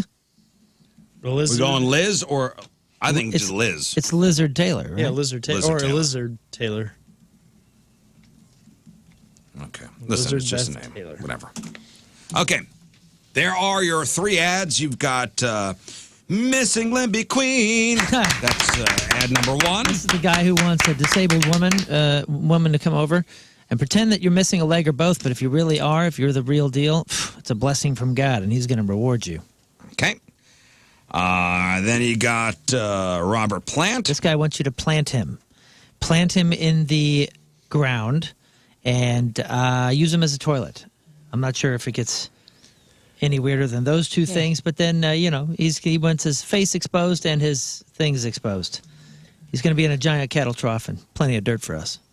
I mean, should we just name that other one just Lizzo? Lizzo, I think we've had that before. Have we? All right.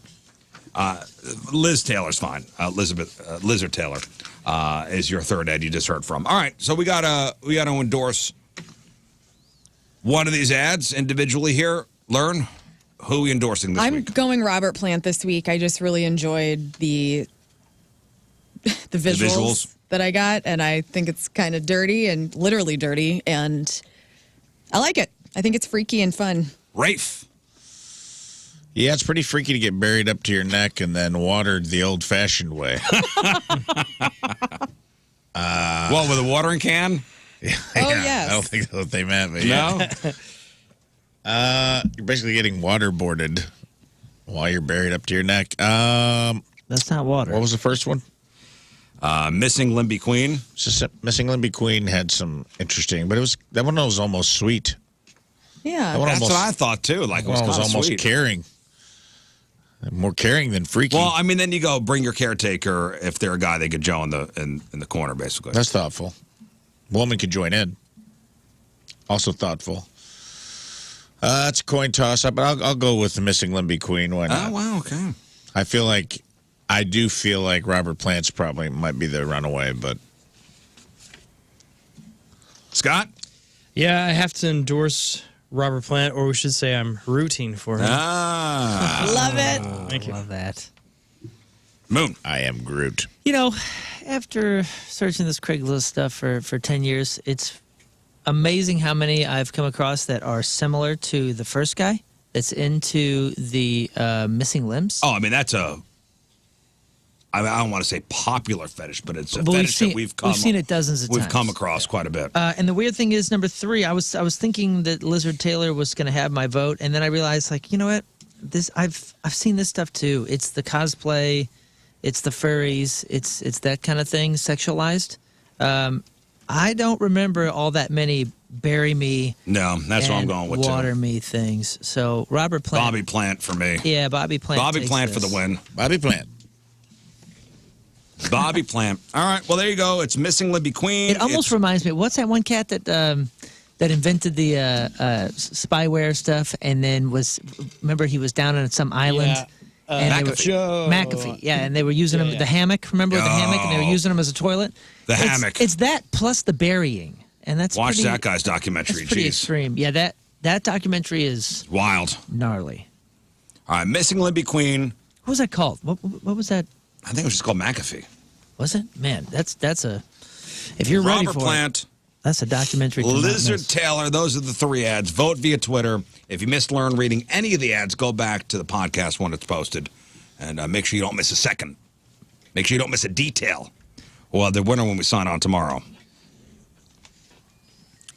All right, quick break. We'll come back with your crap on celebrities. It is 7:40. It is Thursday. Traffic and weather. Moon coming at you. Traffic is brought to you by Worldwide Technology Raceway, the Confluence Music Festival with Ludacris, Riley Green, and more, and the NASCAR Cup Series June 1st and June 2nd. Tickets available now at www.raceway.com. We still have that right lane blocked due to a crash 270 southbound at 70. On the southern side, there's delays 270 eastbound between 55 and Gravois. Your point forecast, cloudy, possible showers later down in the southwest of the listening area. High of 68 right now. It's 44 at the Point Studio. Program crap on celebrities here in just a second, but here's one of those little segments to make everybody feel old. So I'm going to play you the clip of a movie. Okay. And all these movies came out in 2004. So 20 years old this week. You identify the movie. There's, I think, 9 of these. Some will be quite easy. The others, I'm not sure if all you saw them. This is through movie quotes? Yeah, I'm going to play a little clip of a movie. Oh, clips. Okay. You'll hear the clip and you tell me what movie it is. All right. All right. And all right, I'll start with a couple easy ones. All right, this came out in 2004. What's this movie? Boy, that escalated quickly. I mean, that really got out of hand fast. It jumped up a notch. It did, didn't it? Yeah, I stabbed a man in the heart. I saw that. Yes, Lern? Anchorman. Anchorman? Yes. Legend. Did you say Anchorman? I'm sorry, Anchorman, The Legend of Ron Burgundy. I thought you said Anchorman. No, that's your movie. That's going to be the movie about me. Yes. Where we all have suits. Anchorman came out in 2004. I remember seeing that movie for the first time. I was with my brother and sister-in-law, actually rented it. Really? and did not like it at first. Me too. Wow. I was not.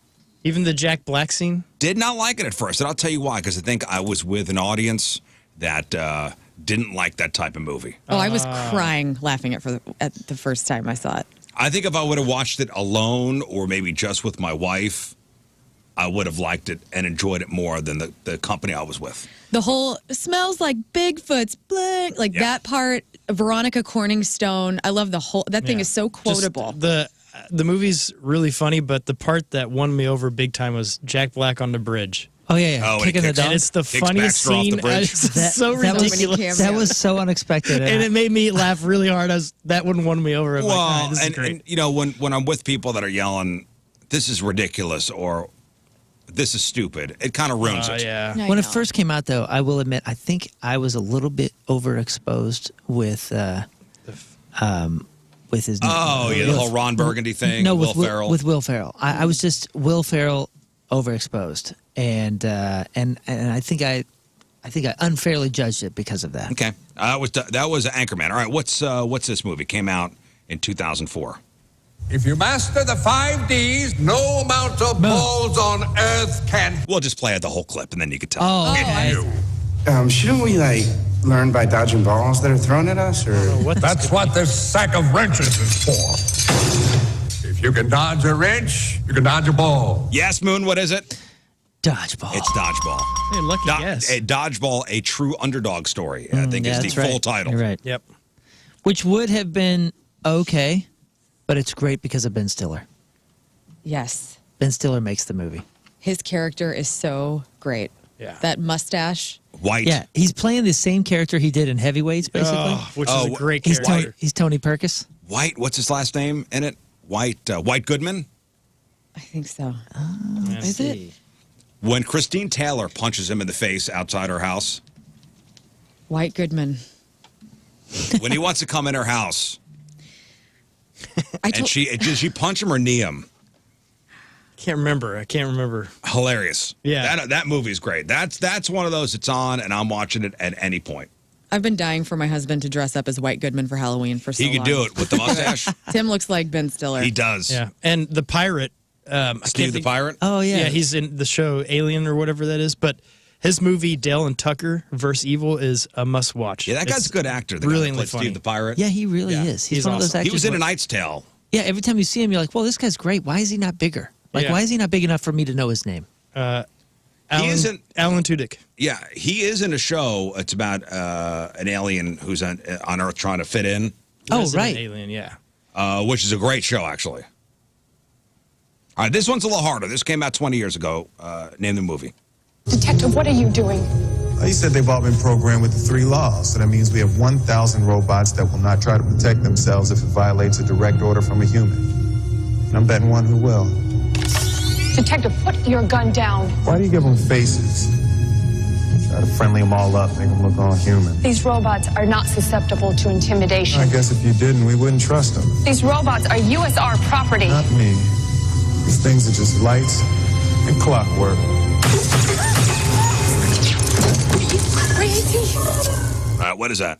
Short Circuit. Little did you know he's got a robot arm. That's why he hates him so much. Sonny the Robot in iRobot. iRobot. Yes, I never saw that. That's a great movie. Yeah, I haven't either. That's a good one. I never saw iRobot. This was my movie zone because I was on tour for the entire year of 2004. So every lot day of off, theaters. we just did 3 or 4 movies just to kill the day. Never saw it. It was a cool movie. It was good. I would love to see it now to see how close some of the predictions are. That was another movie they marketed the crap out of. Yeah. It was wasn't- huge. It wasn't bad. I don't know if it lives up today, but I really enjoyed it back then. All right, what's this? To me, being perfect is not about that scoreboard out there. It's not about winning. It's about you and your relationship to yourself and your family and your friends. Being perfect is about being able to look your friends in the eye and know that you didn't let them down. What's that? Is that Billy Friday Night Bob. Lights, the movie? Isn't that Billy Bob? No, Would somebody Friday like Night to- Lights, the movie was John Voight, I believe. Or was that Varsity Blues? That was Varsity Blues. Varsity. That was Varsity No, Blues? John Voight's Varsity Blues. Oh. This was Friday Night Lights. Right. Who is that? The then? movie. Billy Bob Thornton. Okay, it is Billy Bob Thornton. Okay. Yeah, because Friday Night Lights, the movie. we were in the trailer for it, and we went to the theater because they said that we were in the movie, and we were not. Damn it, Was dude. it Tim McGraw, the dad? Yeah. In that? Yeah. Dude, I watched it. I watched Friday Night Lights within the past 3 months. And It's a great movie and holds up 20 years later. Yeah, I think that was one of the first movies we were a part of, and they used until the day I die. And, Movie Miles. And they were like, Yeah. here, you should go to the movie. You guys are in the credits. Like somebody told us we were in the credits. We were not. When Booby Miles cries in the car with his dad after they tell him he can't play after he cleans out his locker Yeah. and he can't play football anymore, pretty funny. Or sad. hilarious. That was the beginning of the Taylor Kitsch. Hollywood tried to make him a star. Yeah, it didn't really work out. And he was in some stinkers. Yeah, but he's still going strong. I mean, He's his going David strong. They Koresh tried to was- make him like a big Oh, yeah, he star. was David Koresh. Koresh. Yeah, was that's right, it was David phenomenal. Koresh. Like He's he great. was born for that. They one. put him in like a couple of big blockbuster stinkers. Yeah, it like, didn't work. It was a Disney movie. that Disney flick. John Carter. Carter, and then Carter. Battleship. That was a big stinker. There's a couple. All right, this turns 20 this year. What's this? I'm gonna steal it. What? I'm gonna steal the Declaration of Independence. Yeah.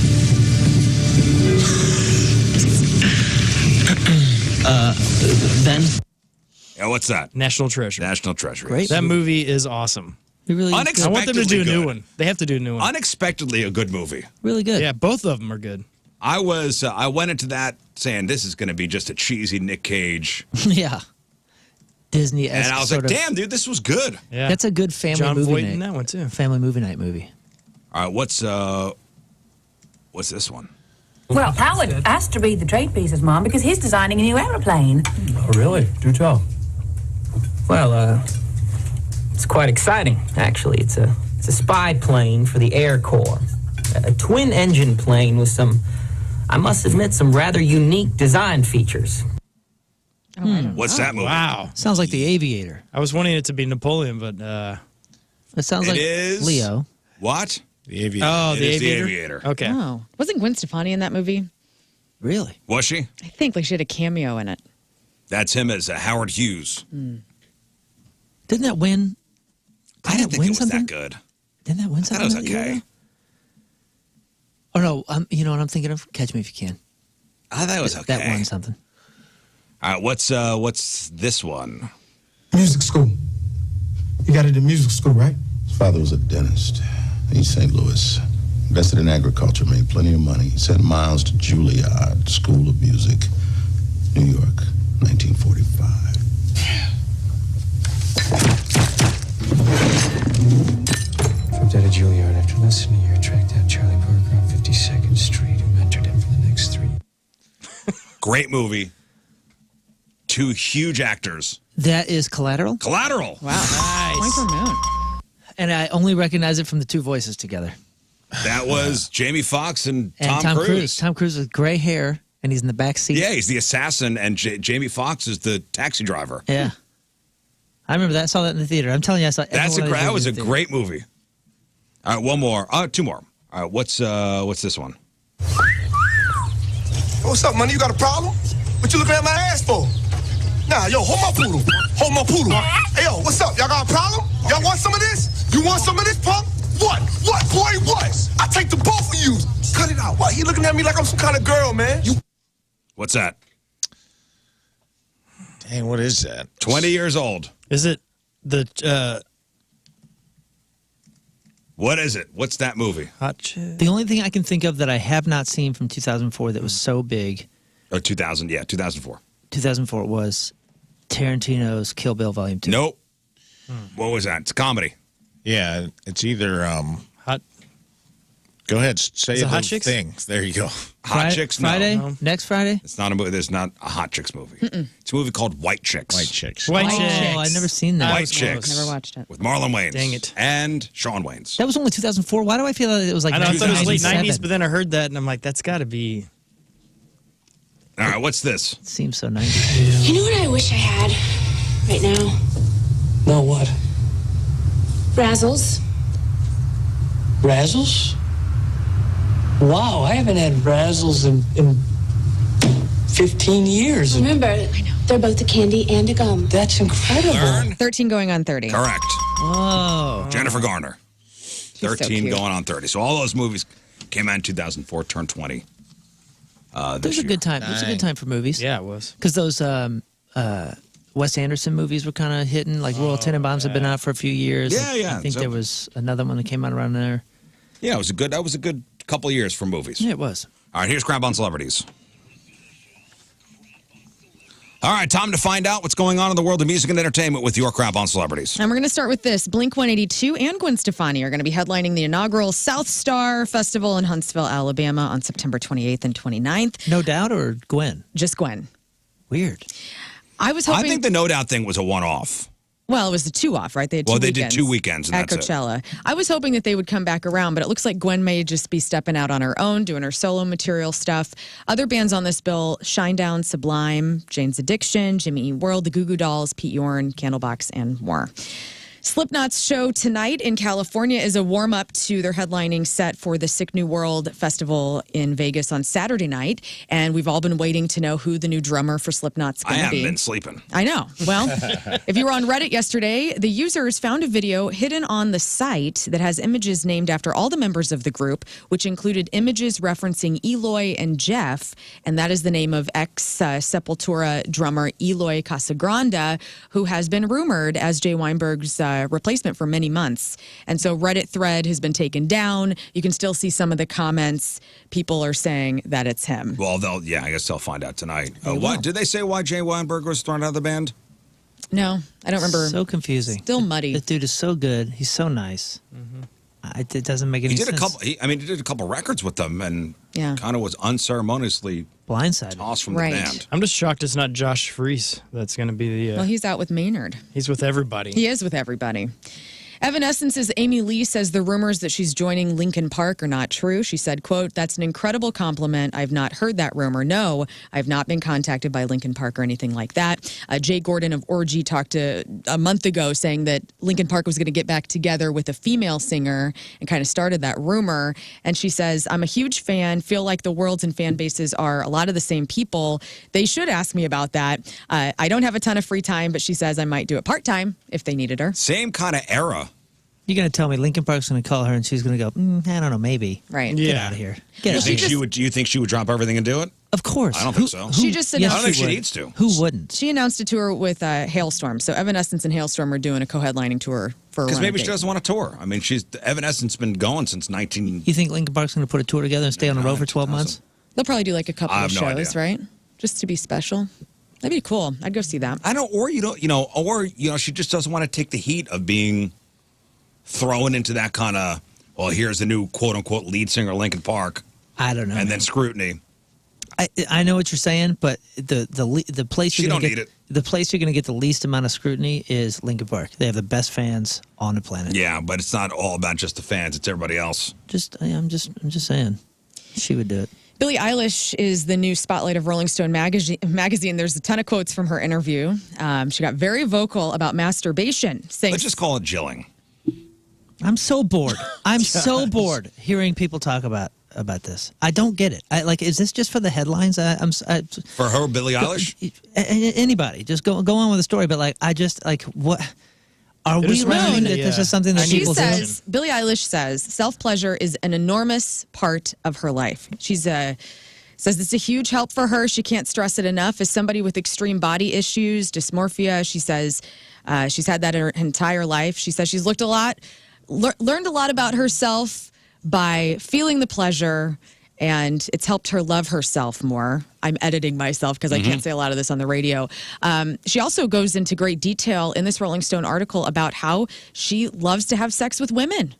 That she's loved women her whole life. Crazy. She's just like us. She also has a song about it on her upcoming record that's titled Lunch. What is she snacking on? Ladies. Is it not tremendously strange to you guys that it's that everybody is talking about this stuff? Well, if she's asked about it. Is she being asked about it? I feel like it's headlines. I think she's both allowing herself to divulge. Sure. And Still being access confusing. to. Still very Jillian confusing Eilish. to me. Guys, new reality show coming up for us that follows Billy Corgan around and how he balances his life in Smashing Pumpkins and running the National Wrestling Alliance. It's going to debut on the CW app and CWTV.com on May 14th. It says, as if being a rock star, navigating the demanding politics of running both a band and a group of eccentric wrestlers isn't tricky enough. Billy is also a father of 2, and he's planning a wedding to his longtime partner, Chloe. So can he possibly keep all these balls in the air? I guess we'll find out on that first episode. Keeping up with the Corgans. Right. Keeping up with the Corgans. Hey, can I float this out and see what you guys' opinions are? Like, okay, so this is this Billie Eilish story. This is just a perfect example of how stars feel like they have to involve all of their personal lives to be relatable and this and that. Are we ever going to have like stars again? And I mean like actual giant stars that seem to be bigger than life. And in that sense, I mean like the persona or what we understand of these people is so very mysterious. Yeah. Like, how about a little mystery? Can I get a friggin' rock star with some goddamn mystery, please? Who am I thinking of? I'm thinking of an actor like Adam Driver. You don't know much about Adam Driver. And that's what I like. Yeah. Like Adam Driver. Show me your talent, and that's it. Adam Driver, a big star, and he's not in the news all the time. He just does his movies. Few and does far the press. between. Few and far between. This is why I think we're all impressed with Machine Gun Kelly. He keeps it so private. I think the pendulum will swing. I know. But I'm just saying, like the mass move. Yeah, I like that. I feel like the pendulum. It's got to go. But Billie Eilish is trying to sell records to teenagers. Well, and also, this is kind of a sexual liberation for women we're living through, like Cardi B, Megan Thee Stallion, Billie Eilish. You're seeing women all trying to sell records You're to young seeing people. women finally be able to talk about. We've been hearing about you guys joeing for 100 years. Now it's our time to talk about. I don't know. us I joe. remember Madonna talking about. I remember Madonna putting out a book called Sex back in the. Yeah, and it got banned. Marilyn Monroe. And if you have one of those, you're special. They did not continue to print that. So this is a time where I feel like women are sexually liberated, and that sounds like a feminist thing on the What do you radio. mean, of course it is. Yeah, and it's fine. There's no difference. We've What's that have literally to do this with show for 10 promoting years been music? talking about men masturbating. So we never had a woman on the show. Okay. So now you're gonna have to hear about it. I'm sorry. We've talked about women jilling too. Okay. Yeah, but never with a woman present to stand up for why. Like I get what Eleanor you're saying if you don't want to Roosevelt's hear about it, but like This has nothing to do with women. I'm not here. Like, if Luke Combs comes out and starts talking about his masturbation practices, I'm just as bored and just out of pocket. Yeah. It doesn't make sense to me. I want to hear about Promote Garth your and Trisha. music. Show me your your skills. Show me your talent. Entertain me, and move on. I don't want to know anything. But he's not about trying you. to sell records to teenagers. This is the thing. This is Cardi B and Megan Thee Stallion. And Wait, can you Billie make a Eilish comparison? and- Tell me what guy in the music business is besides Machine Gun Kelly is like doing that. I mean, Tommy Lee shows his penis every week on And the he's internet. been boring to me since he first started. Okay. I get that's your opinion. I'm not saying you can't have that. I'm just saying it's interesting that have you said this every time that a story like this has been broken with a male? Because I can't. Yeah, I mean, this has not. You got to please don't put me in this. This has nothing to do with gender. This has to do with the mystery of stars. You know what I mean? Like the entertainment business has gone to this. Like, let me show you how real they're just like us, and it's such a sale. And I'm just so bored with that. Do you think they're twisting vulnerability in this way? They're selling vulnerability. We're selling it. Yeah. All of us. It's all of us, and it's so boring to me. Where And does I think- authenticity? But then you say like these people are human. So where does the authenticity of being human come in? Like they're just like us. Yeah, But if I you're also selling- think We've been obsessed with that If in you're Us Weekly for years. the way you hear her say that kind of stuff, and it almost sounds like she's got to make it up, or at least like really pretend it's like this is as big as I'm really going. And it's not You the think case. she's pretending? Yeah, of course. She's trying to get sales. She doesn't care. I don't know about her personally, and I'm not saying that she's not being genuine. I'm sure most of these people are being very genuine with it.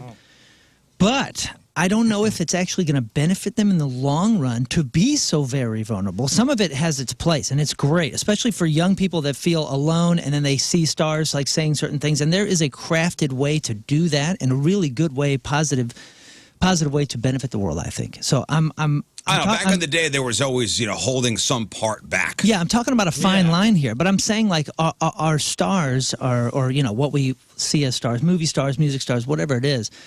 At some point, this is just pandering. At some point, it's just too far, and it's. Well, it's also when there are some comics that always, go the sex route. and that gets boring too, where everything is twisted and turned into sex. Yeah, at some point it's talking just about your privates and whatever. It's just pandering. They're trying. This is what sells. This is what sells. I'm not buying her record because she Joes. I assume everybody on the Joes. But I'm assuming everybody you're does almost it. 40 years old. Yeah. And I'm not even saying this about her in particular because I really like her and I think she's awesome and I think she's done really great things for young people in general. So this really has nothing to do with her, and it's just the straw that broke the camel's back. I think it's just normalizing a very normal thing that everybody does. I honestly think it's interesting. Everybody's so up in the storm about it. Oh, I'm not in the storm about this. This is a cultural thing I'm speaking on right now. I hear you. And you guys don't agree? I mean, like, it's part of the sale. Listen, I've been yelling about Machine Gun Kelly for how long now? I mean, years. There's a good Esquire article called Death of the Last Movie Star, and it's about Tom Cruise. That he's going to be he was our last wrapped in enigma, like, kind of mysterious movie star, and then when he jumped on Oprah's couch and we just eviscerated him, and now his life has been, like, blown up. Like, he was good about because he kept Scientology stuff secret for a long time, man. And, like, basically when we blew his life up, he was the last mysterious movie star, because there's too much access now. You know what I mean? There's so much access. That's why people don't watch the Oscars. You can just go to Brad Pitt's Instagram page and see what Brad Pitt thinks about something. You don't have to wait for his Oscar speech. So I think access is part of it. And specifically on Billie Eilish, it seems like she can't win because she was being persecuted or at least she was being criticized for not being sexual, for wearing baggy clothes and not showing her giant boobies off. And now she's talking about sex, and we're criticizing her for that. So I'm not criticizing her. I know. I'm not this has saying nothing to do with her. You're a wonderful person. This isn't about. I'm saying, like, in general about this story. It seems like everybody else is up in arms about it. Anyway. Bon Jovi, guys, is celebrating 40 years as one of the world's most successful rock bands. There's a new docuseries that's going to come out April 26th, which is tomorrow, on Hulu, called Thank You, Good Night, The Bon Jovi Story. I was listening to the Smartless podcast yesterday.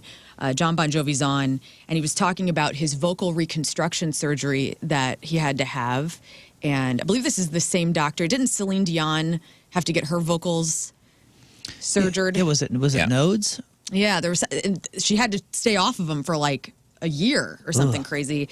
And John Bon Jovi is talking about, and you could tell in his voice, just his talking voice, how different his voice sounds. And so they may not go back out on the road ever again. And he got criticized last time he was out. Yeah, he sounds like garbage. Sounded like garbage. He says he's not going out if he sounds like garbage. But if you're if you're a Bon Jovi fan, you want to check this out again. Thank You, Good Night. The Bon Jovi Story is premiering tomorrow on Hulu. The MTV Video Music Awards are coming back to the hometown of New York, but not New York City. They will be at the UBS Arena in Elmont, and it will be held on Tuesday, Long Island. Yeah, is it at Long Island? I believe so. Is this kind of like a trash part of New York, or is this all right? Is this cool? I don't know where Elmont Long is. Island? Is it cheaper? Is this cool? Nothing cool about Long Island. Is the VMAs going to Long Island? Is that cool? They have a T. It's been, nearly 40 years to the day of the first Video Music Awards. And so if you're into that, like I am, Tuesday, September 10th is when it will air. RIP to Moody Blues founding member. This is the last surviving member of the Moody Blues. Mike Pender is dead at the age of 82. He was the keyboard player. Everybody's dead. Graham Edge passed in 2021. Ray Thomas died in 2018. Denny Lane passed last year. Clint Warwick died in 2004. So this is the end of Moody Blues. He created his music and the message he shared with the world from his spiritually grounded place. And he said always to keep your head above the clouds, but keep your feet on the ground. And I thought to bring this home to St. Louis, I know I'm from KC. Maybe your audience has never heard this before, but our beloved John Hewlett back in the 80s did a cover of Knights in White Satin, and this is Knights at White Castle. There we go. So I'll play Drop some more onion rings.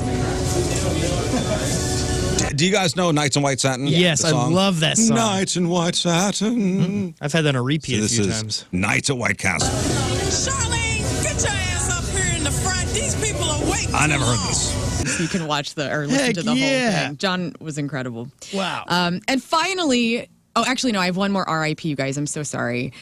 Also, rest in peace to a beloved Simpson character you didn't even know who was there. Larry the Barfly was killed on Sunday on the show. Casual fans might know him as the Balding Man by name. Larry has had a spot at Moe's since at least season 1's Homer's Odyssey that aired back in January 1990, dang. more than 34 years ago. So How'd they kill him? I didn't watch. You know what? I think he just died on the bar. He just died at He just Moe's. died I at think the he had a heart bar? attack. Lair Bear. Oh, no. Oh, this is kind of breaking, by the way. Harvey Weinstein's rape conviction overturned in New York. Yeah. Wow. What does that mean? Rape conviction of Harvey Weinstein has been overturned by New York's highest court. I think he's in jail, though, California. in right? California. But the New York conviction has been overturned. I don't know why. Interesting. This is just breaking now. So To read into that. And finally, I wanted to do this yesterday. We're doing it today. Mike Myers has, been in a ton of our favorite movies over time. I have a top 10 of his very best Mike Myers films. now, what are him specifically, like him, Mike Myers movies, or He's in these movies he was movies. in. Yep. So he was in *Inglourious Bastards*. That is number one. That really? Yes, number one on this list. Wow. Screen Rant. Yeah, I mean, he had like a small little part. I get it, but Wayne's World, I mean, Wayne's World is number 3. Wayne's World 2, number 8. Shrek. Shrek is number 5. Austin Powers. Austin Powers, which one? Because All of them. 2 are on the top 10. The first one for sure. Spy Who International Man Shagged Me. International Man of Mystery, which was the original, is number 7. Spy Who Shagged Me, number 4. So Oh, wow. The sequel was better. Golden Member, not. Not on the top 10. Was the second one better than the first one?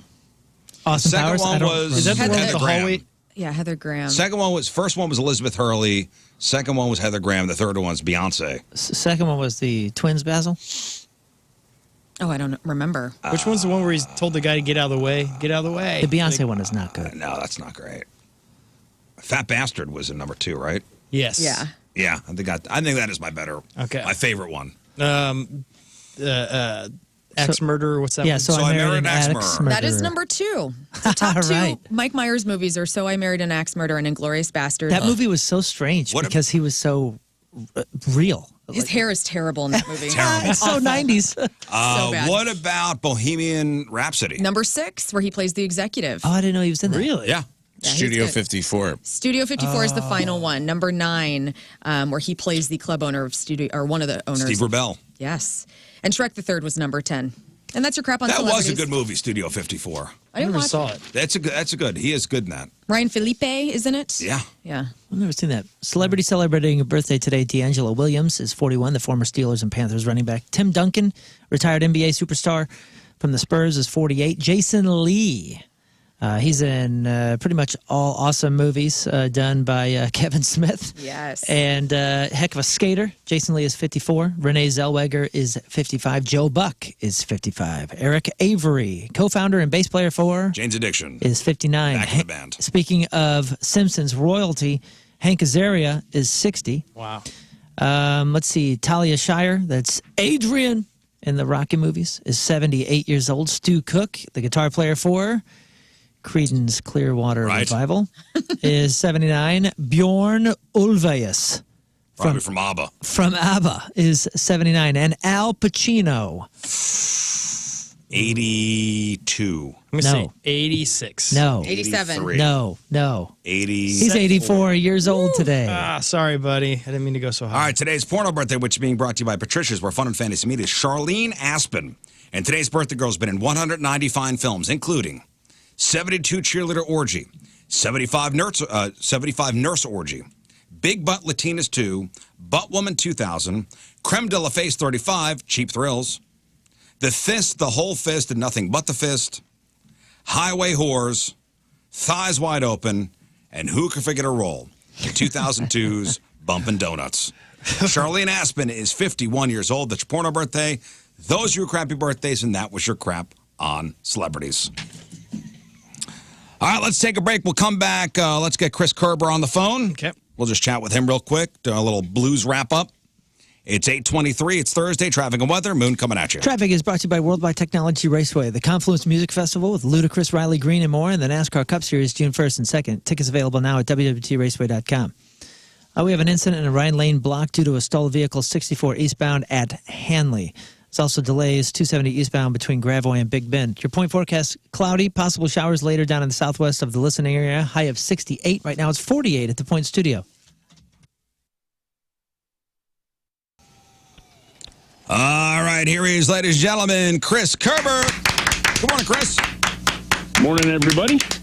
So, how's it going? Not kind of going down to the rink every other day for the week so far? Dude, I got kids, man. Life hasn't slowed down one bit. Well, you have a daughter that's nursing an injury, and man, you were going off on Twitter the other day. Explain to the audience what exactly happened. Man, you'd think people would also get tired of me doing this, but no, this isn't going to change. So we had soccer turn. Actually, it was a great weekend this past weekend. Had Parkway West won a lacrosse tournament down in Louisville, and then my daughter, youngest, had a soccer tournament down there on the same weekend. So just 13, 14-year-old soccer, and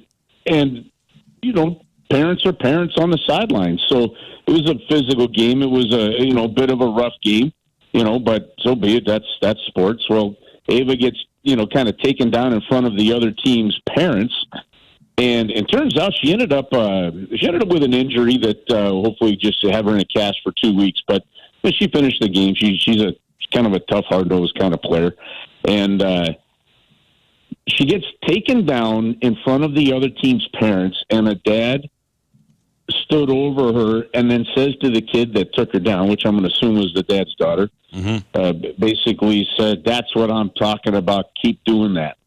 And your daughter went down hard, right? What's that? And your daughter went down hard too. I mean, oh yeah. In the end, injured her wrist on the play and stuff. Has a cast on for the next 2 weeks, and you're just like, what the hell is wrong with parents? Like, you're talking 13, 14-year-old soccer, and a dad looks down at a kid that's just taken down in front, not saying, "Hey, are you okay?" Help him up or something like that. Says, "That's what I'm talking about. Keep doing that." And I've stood there, and I'm just done. And I don't care whether it's the sideline and I'm on the others. And I typically, Rizz, like when I'm at a lot of these games now, I'm away from parents. Like I'm like at this point, I'm even backed up off the field, probably about 15, 20 yards, leaning on a fence post watching this game, just because I'm tired of the yapping of parents. And it's not even just going after referees. You had a mom on this other team constantly yelling at the other, at our kids. You don't have to play cheap, or, you even had some on our sideline, parents coaching from the sideline, and you just shut up, watch your kid, cheer for your kids, or go sit in the car. Now, do you think this is a fairly new thing, or has this been going on? And maybe because you have, kids that are active in sports, you're seeing it. I think this has been going on. I know it's been going on for a little while. I was coaching in CYC and doing some stuff. So, but what I do think though is, and I don't know if it's the pay to play, club format. I don't know if it's the, I don't know, because even in CYC it's difficult. I just think parents have lost their marbles of what's important. And this isn't and if anybody thinks that this is everybody gets a trophy kind of speech and stuff, you can kiss my ass, right? I'm sorry. Chris, and obviously it's soccer and it's youth hockey too. I remember my son a couple months ago, his team played a team from Afton, and one of these kids, it was a dirty hit from the Afton team, and they're putting the kid in the box. He got a 2 and 10, and the kid's mom yells from the stands, "Mama still loves you." It's out of a movie. Mama loves now that's kind of funny. Cool. Now that one. That's good. Now imagine though if it was that kid's dad going, "That's what I'm talking about. Keep doing it." And you're like, okay, that's different. And listen, this isn't just soccer. This is across sports, and I think parents have just lost their marbles in terms of what's really important. And here's the thing: sports are gonna be rough. You're gonna not every hit from behind in hockey is just a really dirty, cheap hit. I'll tell you, sometimes in youth hockey, the kids can't stop. Yeah. Hell, we see it in the NHL, right? And you just, I wasn't upset that Ava got knocked down. I wasn't upset. I'm not even upset that she's hurt. She's not even upset right now that she's hurt. She knows it's just part of the game. It's going to happen. the ref could have called it tighter, but the ref had given a yellow card earlier in the game, so the ref had done what the ref could do. It's just parents need to shut the hell up. I mean, and that's where I'm at here. Did you see red though? I mean, did you say anything to the dad? Well, no, I didn't. So I told you I was standing back. Like, I'm careful up to the point that kids are getting endangered. Okay, but she got up and she went to the ref, and the ref said, "I have to talk to the other team's coach." You could hear all this happen. Yeah. I did not hear the dad say that. What I told you the dad said is what Ava said, and so I'm not seeing red, but what I'm frustrated with is that coaches had to come to sidelines and say, "Hey, look, the refs are going to clear the field if this keeps up. Just cheer for your kid," and things like that. And you're like, this isn't enjoyable in any way. And you just want to, again, this is just a reminder for parents to just cool it. Like, you wonder why you don't have enough. Like, here's a great example. Here's another example. Totally separate sport for you, okay? The sport of water polo, which is actually, I don't know if you guys have followed it, know it much. I had some brothers play. I've got some nieces and nephews that played. The one brother, Kevin, played at a pretty high level at UC Irvine. Listen, I know it's a tough sport, and I watch. When the Olympics are on, I'll watch. Dude, physically nasty, tough sport. Oh, yeah. Well, they now, like, you could have, say, Parkway West play Marquette, and they're going to have their games down at, say, St. Louis Community College. Mm-hmm. And the reason is because it's just hard to find officials, right? They kind of made these games centralized location where officials can be there for 3 or 4 hours and do 3 or 4 games, right? And that's what's going to be happening with some of these other sports because, the abuse that the officials take from parents and stuff. And you're like, guys, yeah, who the hell wants to be a ref?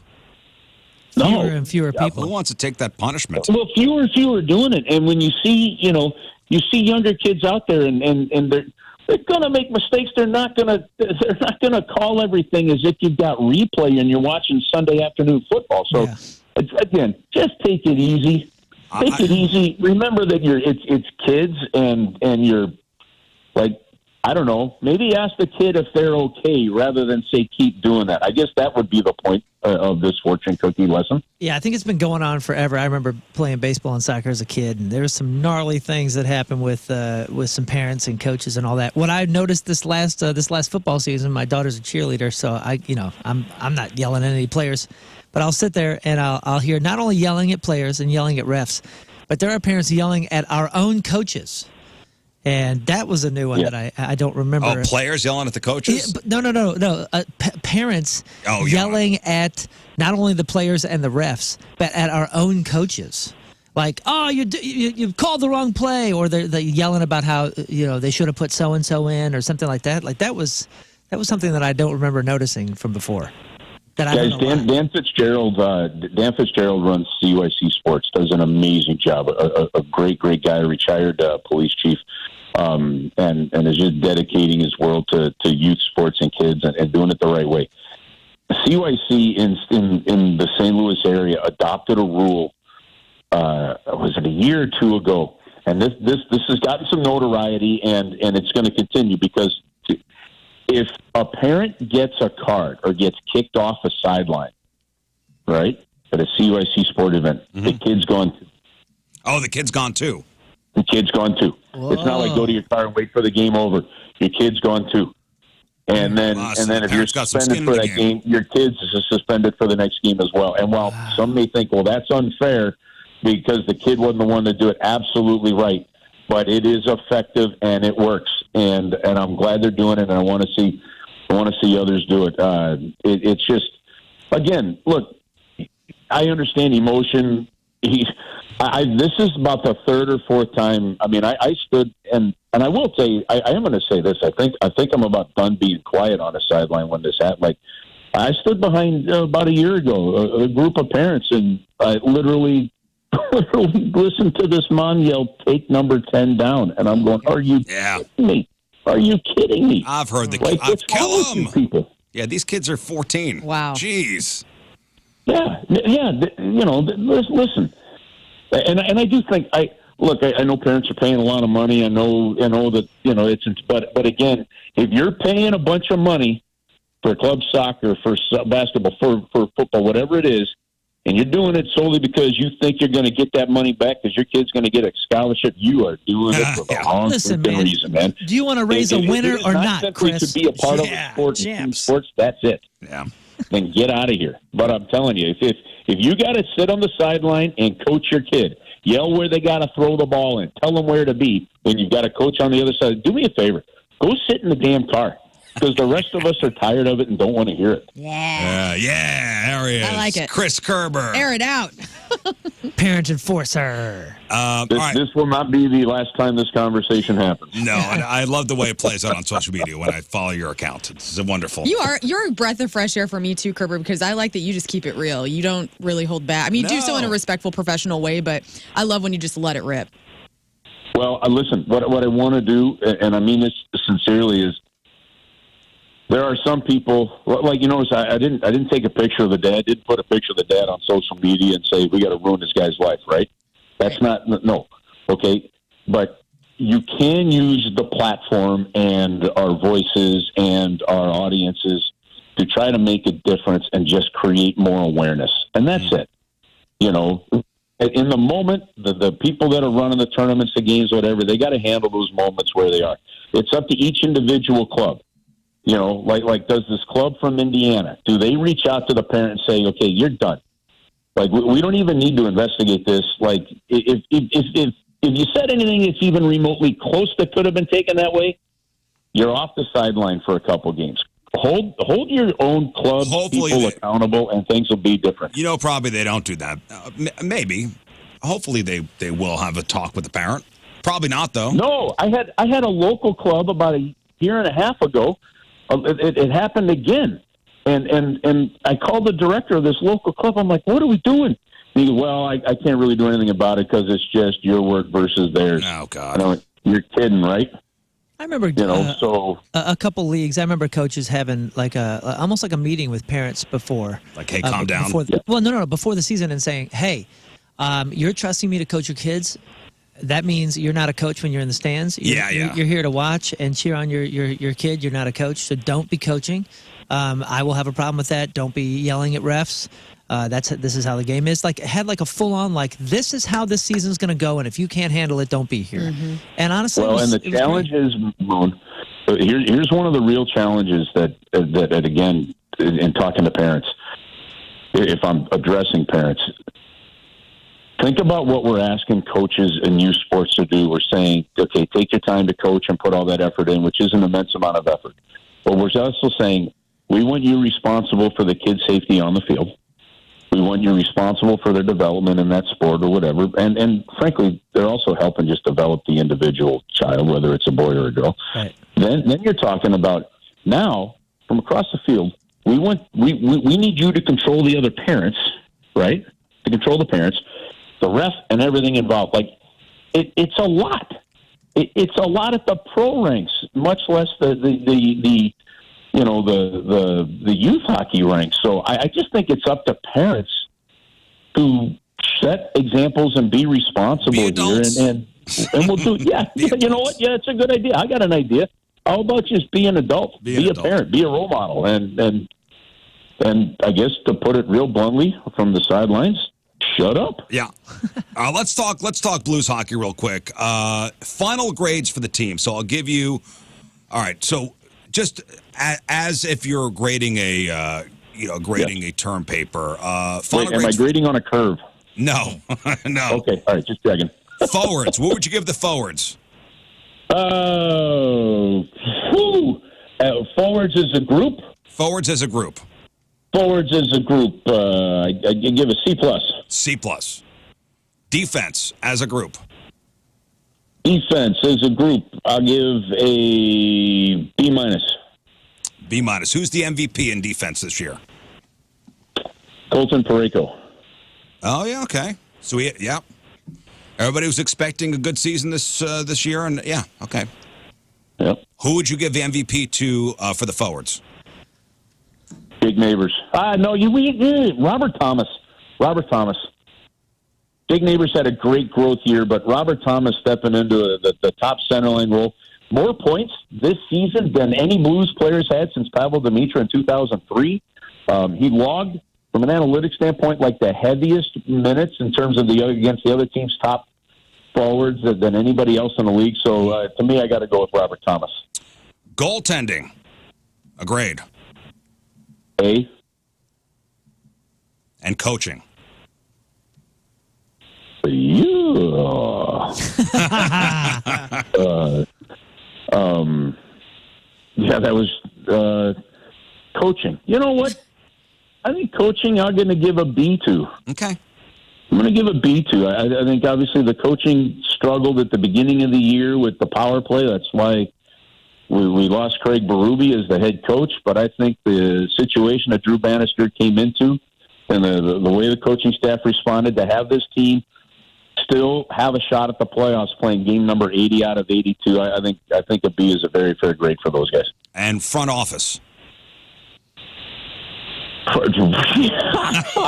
So you're saying grade my bosses. Okay. Yeah, it's trying to get you in trouble. Put there. incomplete. You know what? I'm from a front office standpoint, I'm just with this season alone, I'll say B minus. And the reason that I go there is in a lot of ways I think the season played out the way they said they were going to play it out. I mean, they thought they had a chance at the playoffs. They were knocking on the door of the playoffs. I don't believe you had some key players perform the way they should have performed, and you learned a lot about the character of a couple of guys. So to me, some would say you didn't make the playoffs, it's a failure. I look at it and said that this was year one of a retool, and we're competitive, and what they're trying to do is hard. So I think that's a pretty fair grade. All right, and who do you have win Stanley Cup? Who do you have winning the Stanley Cup this year? The way it's looking right now, is it going to be the Rangers? The Rangers are looking pretty good now. They've got probably the weakest or second weakest opponent in the playoffs there in Washington. In Washington, you know what, guys? I still like. Hey, say like carefully because Florida, I'm putting my kids' college fund on whatever you say. That's right. Betting, so. Me too. Okay, well, don't do that. And I still think two of the most well-rounded teams. I'm going to go to the Eastern Conference just because the West is going to beat the living snot out of each other. I'm going to go with Carolina or Florida. Dang. Right, and I think by the end of the playoffs, you're going to understand why I don't gamble. All right, I'm going to put all my money on Florida then. Don't you do it? There it is. And everything. I'll do I'm betting the house on it. Give yourself just put $4. It'll be a lot less stressful. $4. Okay. I'm doing it.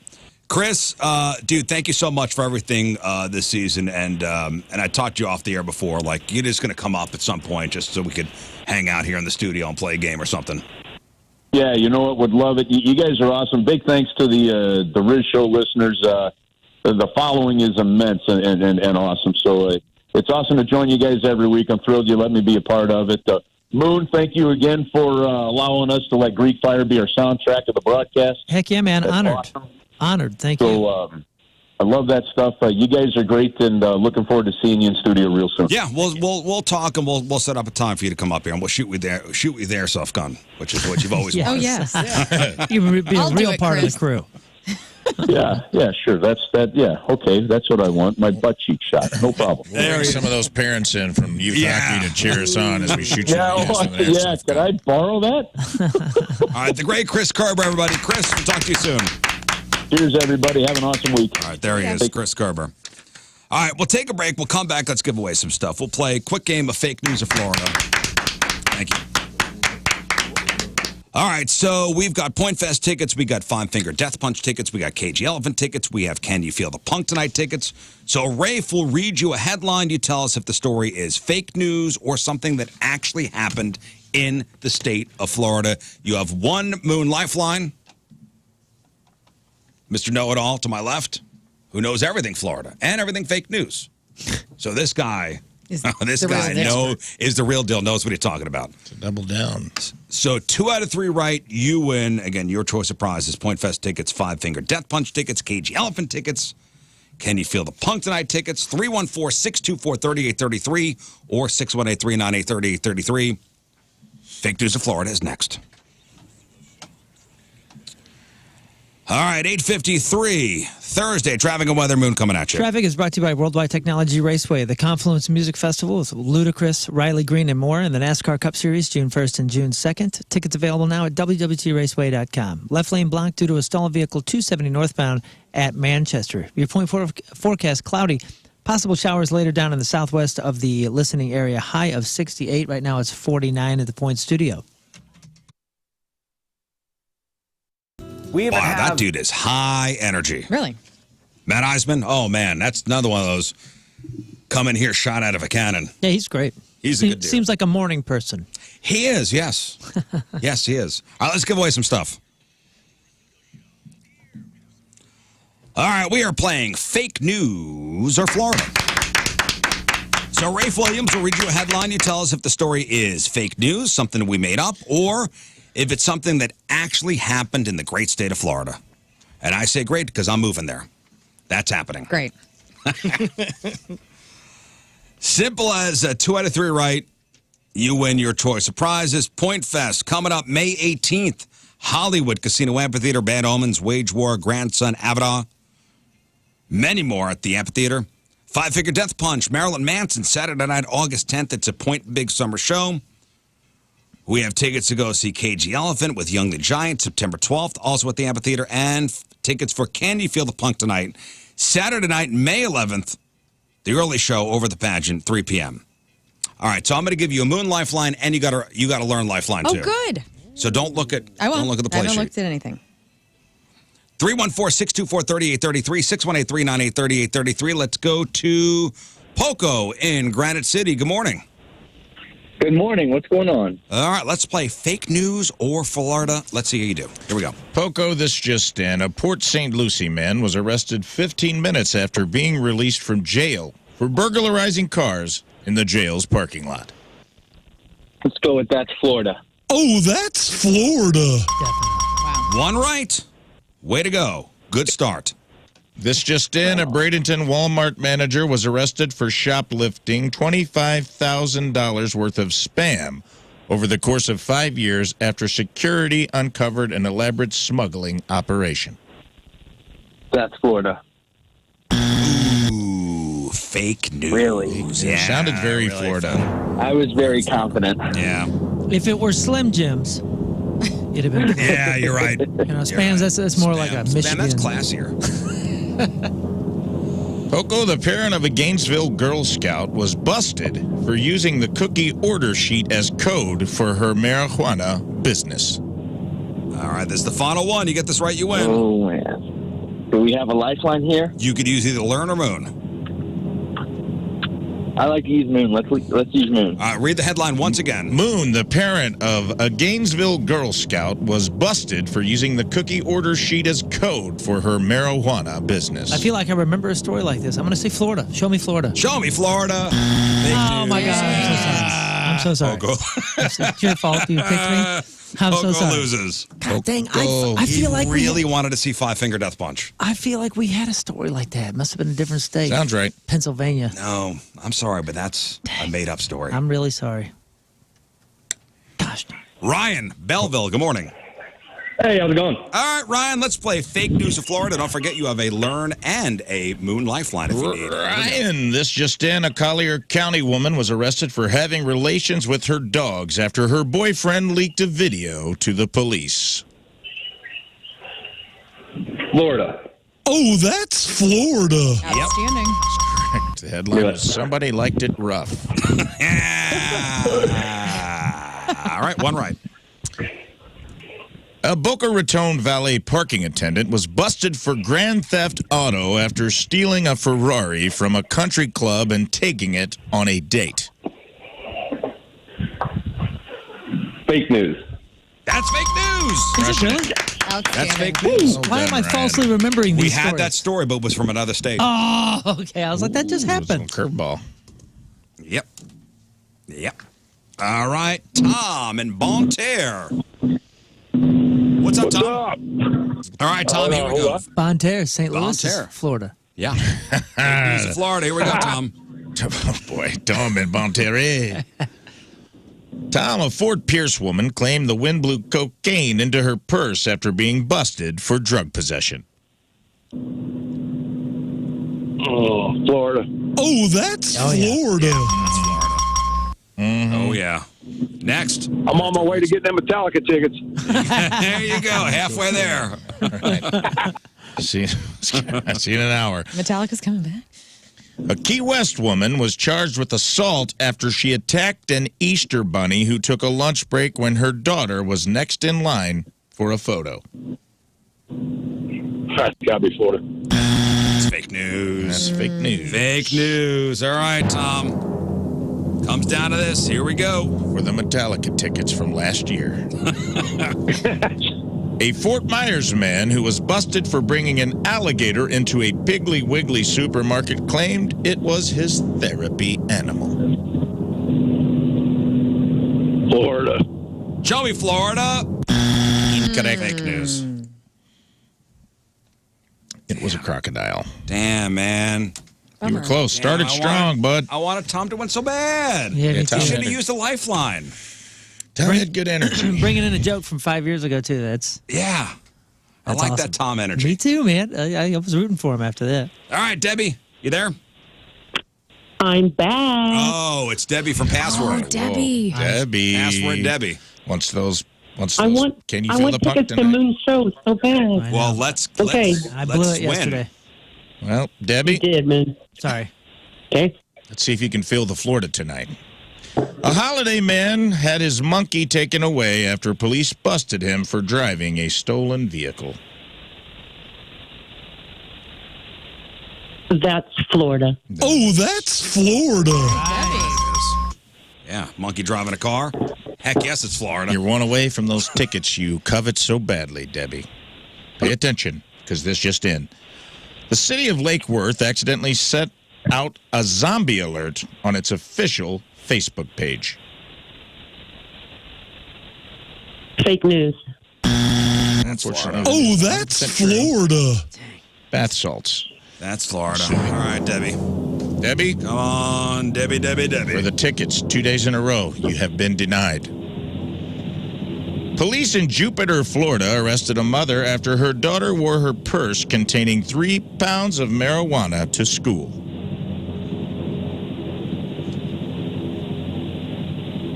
You can use Fake lifeline. news. You can use lifeline if you want. You're going to say fake news? Lern. Oh, great. This is going to come down to me. Are you sure? I need it again, Rafe, please. Okay. Yes. Police in Jupiter. He knows about the marijuana. Yeah. That's true, Debbie. Learn Yeah. to either achieve or crush Debbie's dreams of going to Punk Rock Disney. Oh, my gosh. No pressure. Just chillax like right. you're on a CBD seltzer. Okay. And answer this question. Police in Jupiter, Florida, arrested a mother after her daughter wore her purse containing 3 pounds of marijuana to school. All the best parents live in Florida. That is Florida. Show me Florida. Damn Debbie's it. not going to Punk Rock Oh, Christmas. my God. She had it right. She had it right. Oh, Debbie. Oh, Debbie. See you tomorrow, Debbie. Oh, Debbie. Oh, Debbie. We'll see you tomorrow for just the two of us. Yep. Oh, man.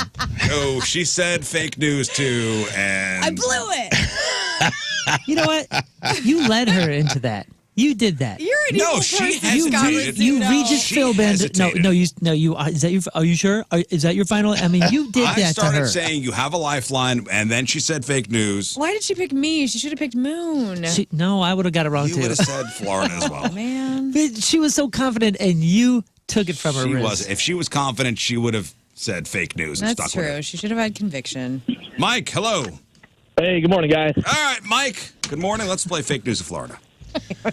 Mike, this just in, an Orlando woman was caught on video shaving her legs as she rode on the back of a motorcycle. That sounds Florida. Oh, Yeah, that's buddy. Florida. That's Florida. That ain't no crime. That's just news. Okay, next. Police in Cocoa, Florida, arrested a man who shot her boy. Excuse me. Police in Cocoa, Florida, arrested a woman who shot her boyfriend because he was snoring too loudly.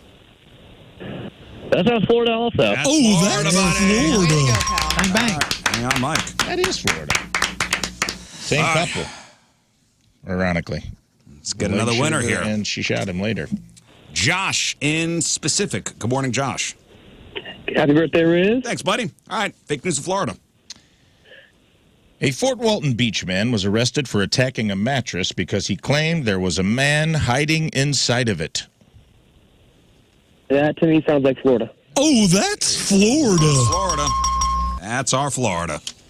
Next. Police in Miami City were forced to arrest 911 operator who refused to take calls because she was, quote, fighting with her man, end quote. That's got to be fake news. That's fake news. Nice. This guy. Outstanding. Outstanding, Josh. All over it. Hey, what was that first headline again? Say that one again. The Fort Walton Beach man arrested for attacking a mattress because he claimed there was a man hiding inside of it. You can't attack mattresses anymore in your own home.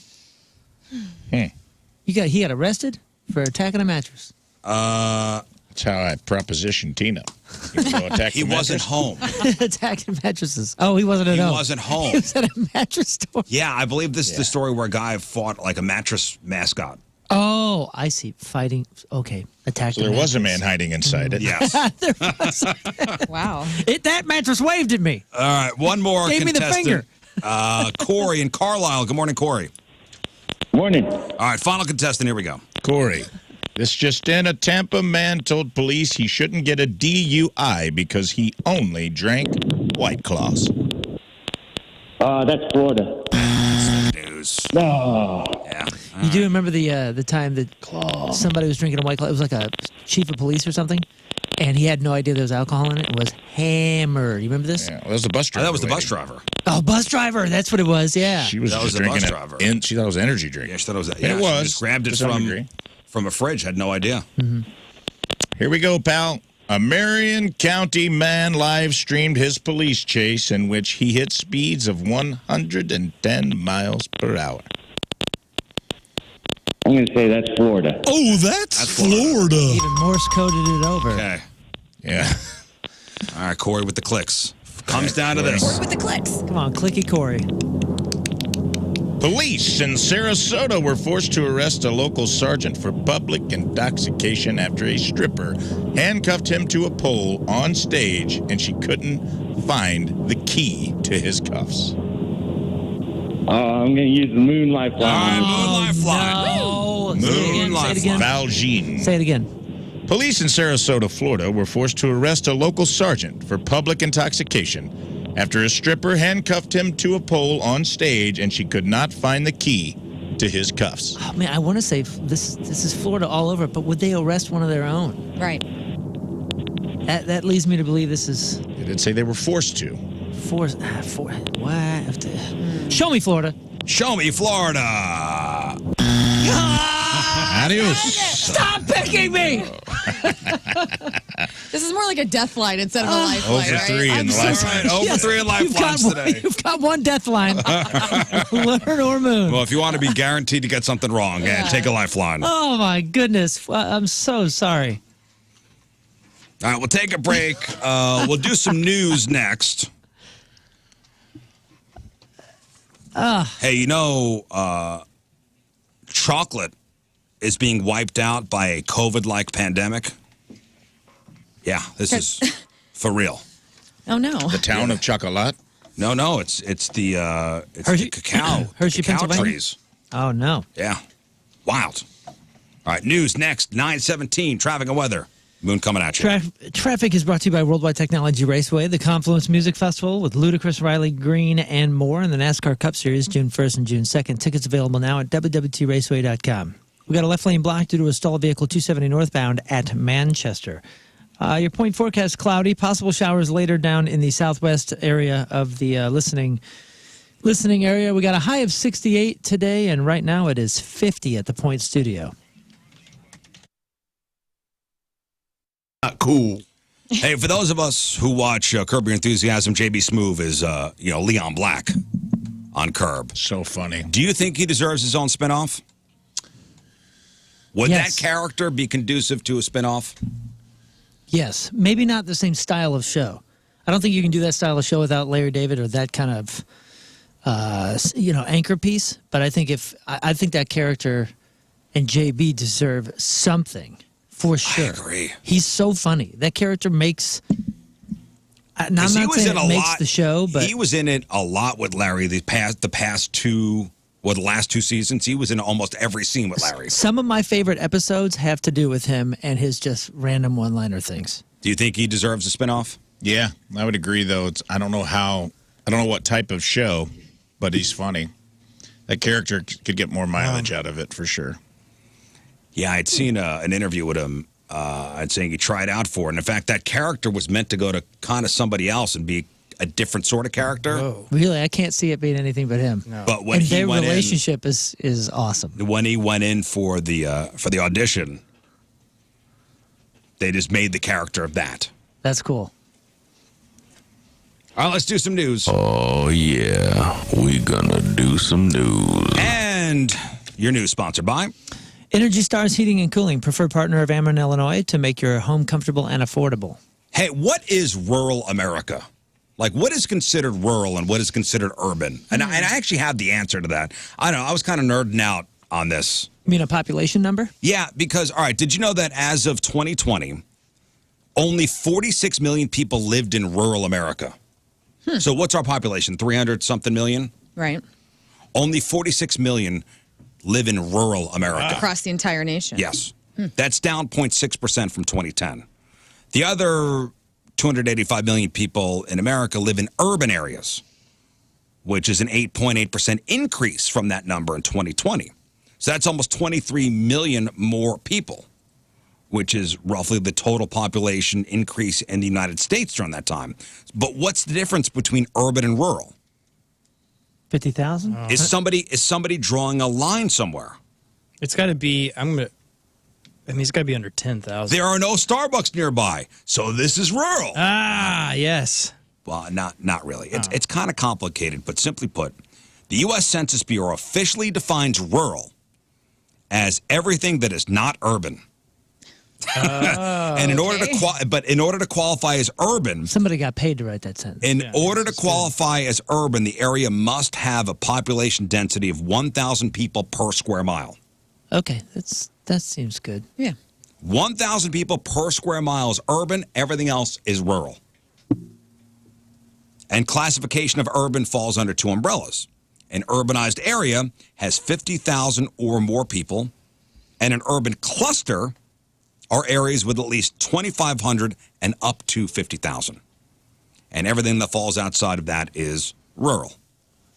That's only about 14% of us. Wow. So Shelbina went from urban to rural. So isn't it wild to think that it's wild to think that 86% of Americans live in an urban area?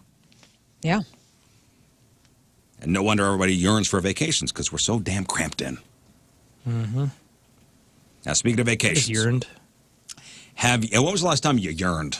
I just yearned. I yearn all the time. I do too. Rafe and Lern in the hallway. They saw me going. I'm a yearning. You were yearning earlier. I'm a yearning fool. My life is a constant yearn. Uh-huh.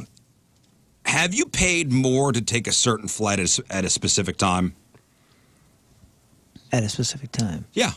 We have, yeah. If Like we're a going on morning vacation flight? or, if we have to take a flight somewhere after work, you pay sometimes a premium for that particular time. Now, have you done that and then have the flight delayed or canceled, completely derail your schedule? I think that's happened probably to all of us. Well, most of us have, and usually there's little to no compensation from the airlines. So you pay a premium price for a time, they cancel or delay the flight, and then you're just at the mercy of the airline. Right. Well, that's changing. The Department of Transportation Secretary had a news conference yesterday where he announced that within 6 months, airlines will be required to comply with new rules which require cash refunds for cancellations and long delays as an expansion of passenger rights. Nice. Wow. But, I mean, listen, you're not going to get $300 for a 1 hour delay. Here's how it's going to work. And stop me if you have any questions on this. Passengers will be, quote, entitled to a refund if their flight is canceled or significantly changed and they do not accept alternative transportation or travel credits. This includes airlines changing your itinerary before the day of your trip. So if it happens day of, you're not in this entitlement. Right. No, you are entitled to refund if your flight is canceled or significantly changed, and they do not accept alternative transportation or travel credits. But you said it has to be a day before. No, that includes. Oh, okay. It includes. Wow. It includes changing your itinerary days before the trip. Wow, cool. Now, the delays covered would be more than 3 hours for domestic flights and more than 6 hours for international flights. Oh, man. This includes tickets bought directly from airlines, travel agents, and third-party sites like Expedia and Travelocity. To be clear, you get the refund if you don't take the later rescheduled flight. So if your flight is canceled and they're able to put you on a flight the next morning, if you opt to take it, that's accepting alternative travel. This is basically to save travelers from having to haggle and chase down compensation if they need to bail on a flight because of a delay or cancellation. I wonder if it's because of weather or something like that. So remember in New York last weekend, I was stuck on the tarmac for an extra 2 hours. Would that have been a situation if this were true? I would have been sitting there checking the clock going, ooh, keep me delayed for another hour and I get my money? It's like 30 minutes free pizza? Or no, but you still have to go somewhere, right? So you do have to take another flight. So you will opt for your Well, no, I was in the plane and we ended up flying. We just sat there for 2 hours before we took off. And you know what they said? It was because of air traffic controller strike or somebody not coming in Dallas. And by the way, they have to give you a refund in cash, so no travel vouchers within 7 days. Oh, crazy. Nice. The DOT is also requiring airlines to give cash refunds on luggage if your bags are lost and not delivered to you within 12 hours. Dang. Very cool. And the new rules also force airlines to refund you for extra services that you specifically paid for and didn't get, like Wi-Fi or premium seat selections and in-flight entertainment. So I'd look more into it. It's complicated to explain, but we're on the right track. We're on the right track. Good news. Viruses don't just target humans, because apparently chocolate is facing its own COVID-19-like pandemic right now. Because it's all gone? Because we've been sitting at home eating all of it? No, there's a viral disease ravaging the cacao trees in West Africa, which is where more than half the world's chocolate originates. This is in Ghana and the Ivory Coast. It's called the cacao swollen shoot virus disease, or as we all know it, CSSVD. Of course. And it spreads thanks to the mealybugs that feed on the trees. Once infected, the tree exhibits symptoms like swelling of the stems and roots, red veins or immature leaves, and the cacao pod shrinking.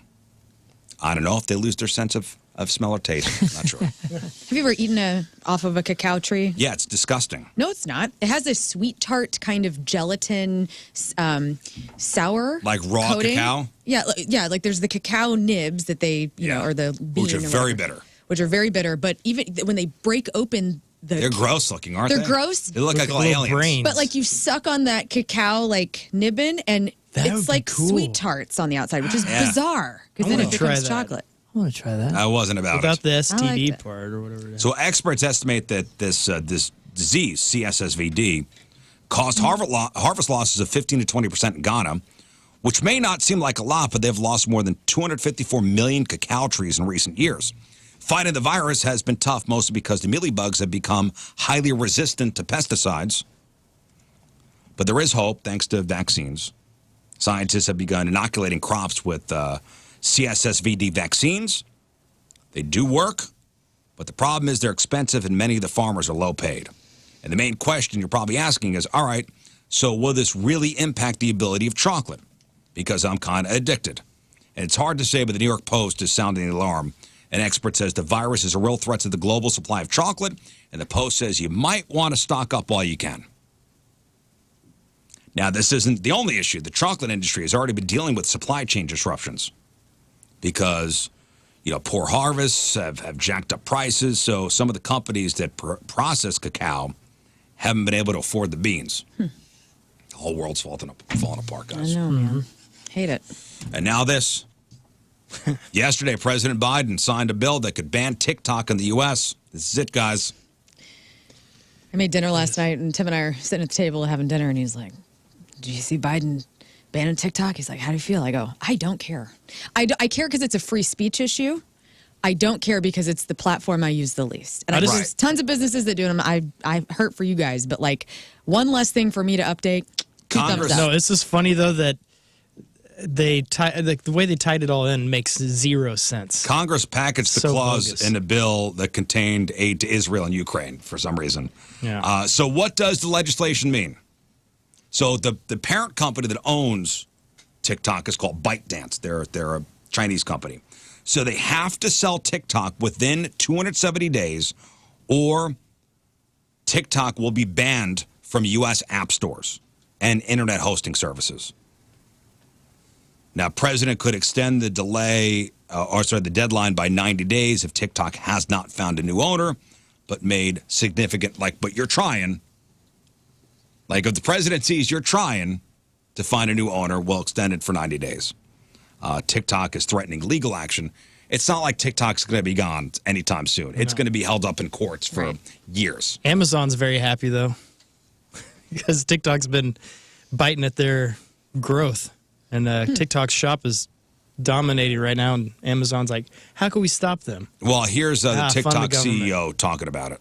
Hi, everyone. It's Show here. Hello. As you may have heard, Congress passed a bill that the president signed into law that is designed to ban TikTok in the United States. That will take TikTok away from you and 170 million Americans who find community and connection on our platform. Rest assured, we aren't going anywhere. We are confident, and we will keep fighting for your rights in the courts. The facts and the Constitution are on our side. This will be tied up for years. Mm-hmm. You think so? I think so. It's a national security risk, so I think it's going to be pushed as fast as possible. I don't know how many years. Well, I mean, it's stored in. The weird thing is, isn't it stored like everything down in Texas at the? No, that's just what they're saying. This is still run by a Chinese company and oversaw. Obviously, they're all connected with the CCP, and yeah. So this means like all our computer, like Apple and everything's from now on going to make stuff in the U.S. So I think it's just going to be kicked up from court to court to court, and that does not. You think so? Yeah, I think that's so. It's a bipartisan issue. Well, he's already talking about a constitutional issue, so it's going to probably be kicked up to Supreme Court at some point. That's easy language to shield. But they have the resources to keep appealing if they keep getting shut down. They do have a ton of money, that's for sure. And I've heard that there's a conspiracy that they're thinking about making it a blockchain thing where, they decentralize the, whatever, and they make it free for, I don't know, they're working on. They're going to figure a workaround on this. I'm just worried that I can't get my dance videos. I know, man. It's painful. Like there's no other. Well, I'm learning the crip walk, and I need to, where am I going to find? That's a good step by. Rizz living in 2018. The step by step. They've been threatening to ban TikTok for 5 years. This isn't new. I mean, I know they passed something, but the president actually signed it. Yeah, we owe them a lot of money, though. We owe China a lot of money. I feel like that's going to get brought up at some point. They're going to be like, well, all right, well, you can ban TikTok, but how about that $7 billion you owe us? You know what? TikTok's cool. That's pretty rad. All right, we got to take one final break. We'll come back, wrap her up. That's it for us. Donnie Fandango is next. Thank you all for tuning in. Today's wrap-up sponsored by Jack in the Box Jack Wraps. A little bit of healthy, a little bit of indulgence only at Jack. All right, what is today's podcast title? Put all my money on Florida. Okay. All right. That's a Stanley Cup reference, in fact. And I will be putting the house on Florida. Florida Panthers for the Stanley Cup. All right, Moon, what else? We got a bunch of stuff coming up. May 3rd, you want to announce some of it? We got a Hot Shots event. We got this Cutwater event in Schnooks to Pair for you, Rizz. Cutwater, 11 to 1, Schnooks to Pair. Join me out there. And then we'll be out at all of the Hot Shots in Edwardsville on Friday, May 3rd. That's a week from tomorrow from 5 to 7. Mm-hmm. And then Spring Fling over at Red Bud, Illinois, Advices. May 4th, may the 4th be with you, and we will celebrate it with the Teenage Dirtbags and Alabama Dirtbags and some other bands. That's always a fun thing. And then May 11th is Can You Feel the Punk Tonight, 3 p.m. and an 8 p.m. show. And then if you're going to be at Brightside Festival in Orlando, reach out, say hello. Nice. That's Saturday. Learn. Just follow me on the socials at Learn versus Radio. You'll find everything you need there. Isn't your band playing? Yes, on Saturday at the Alley, Washington Mo, the BBQ and Blues Festival is happening. We're not really a part of that, but it's going to be huge in Washington. We'll be at the Alley. Free show, 8 to 11, all ages. Come see us. Cool. Rafe. Get your tickets to Punk Rock Disney and Hunk Rock Disney out in front of Punk Rock Disney. Thanks, Rafe. And follow me on the socials at IamRafeWilliams.net. King Scott. You know, I second what Rafe just said. You can follow me at I am Rafe Williams, and that'll be awesome. Thank I you. am Waif I am Williams. Waif I am Waif Williams. It's a skinny version of me. Yep. All right. We leave you with a selection from our Teamers Member of the Day, brought to you by Hot Shots, proud partner of your St. Louis Battlehawks. From Wood River, Illinois, Brittany Logan is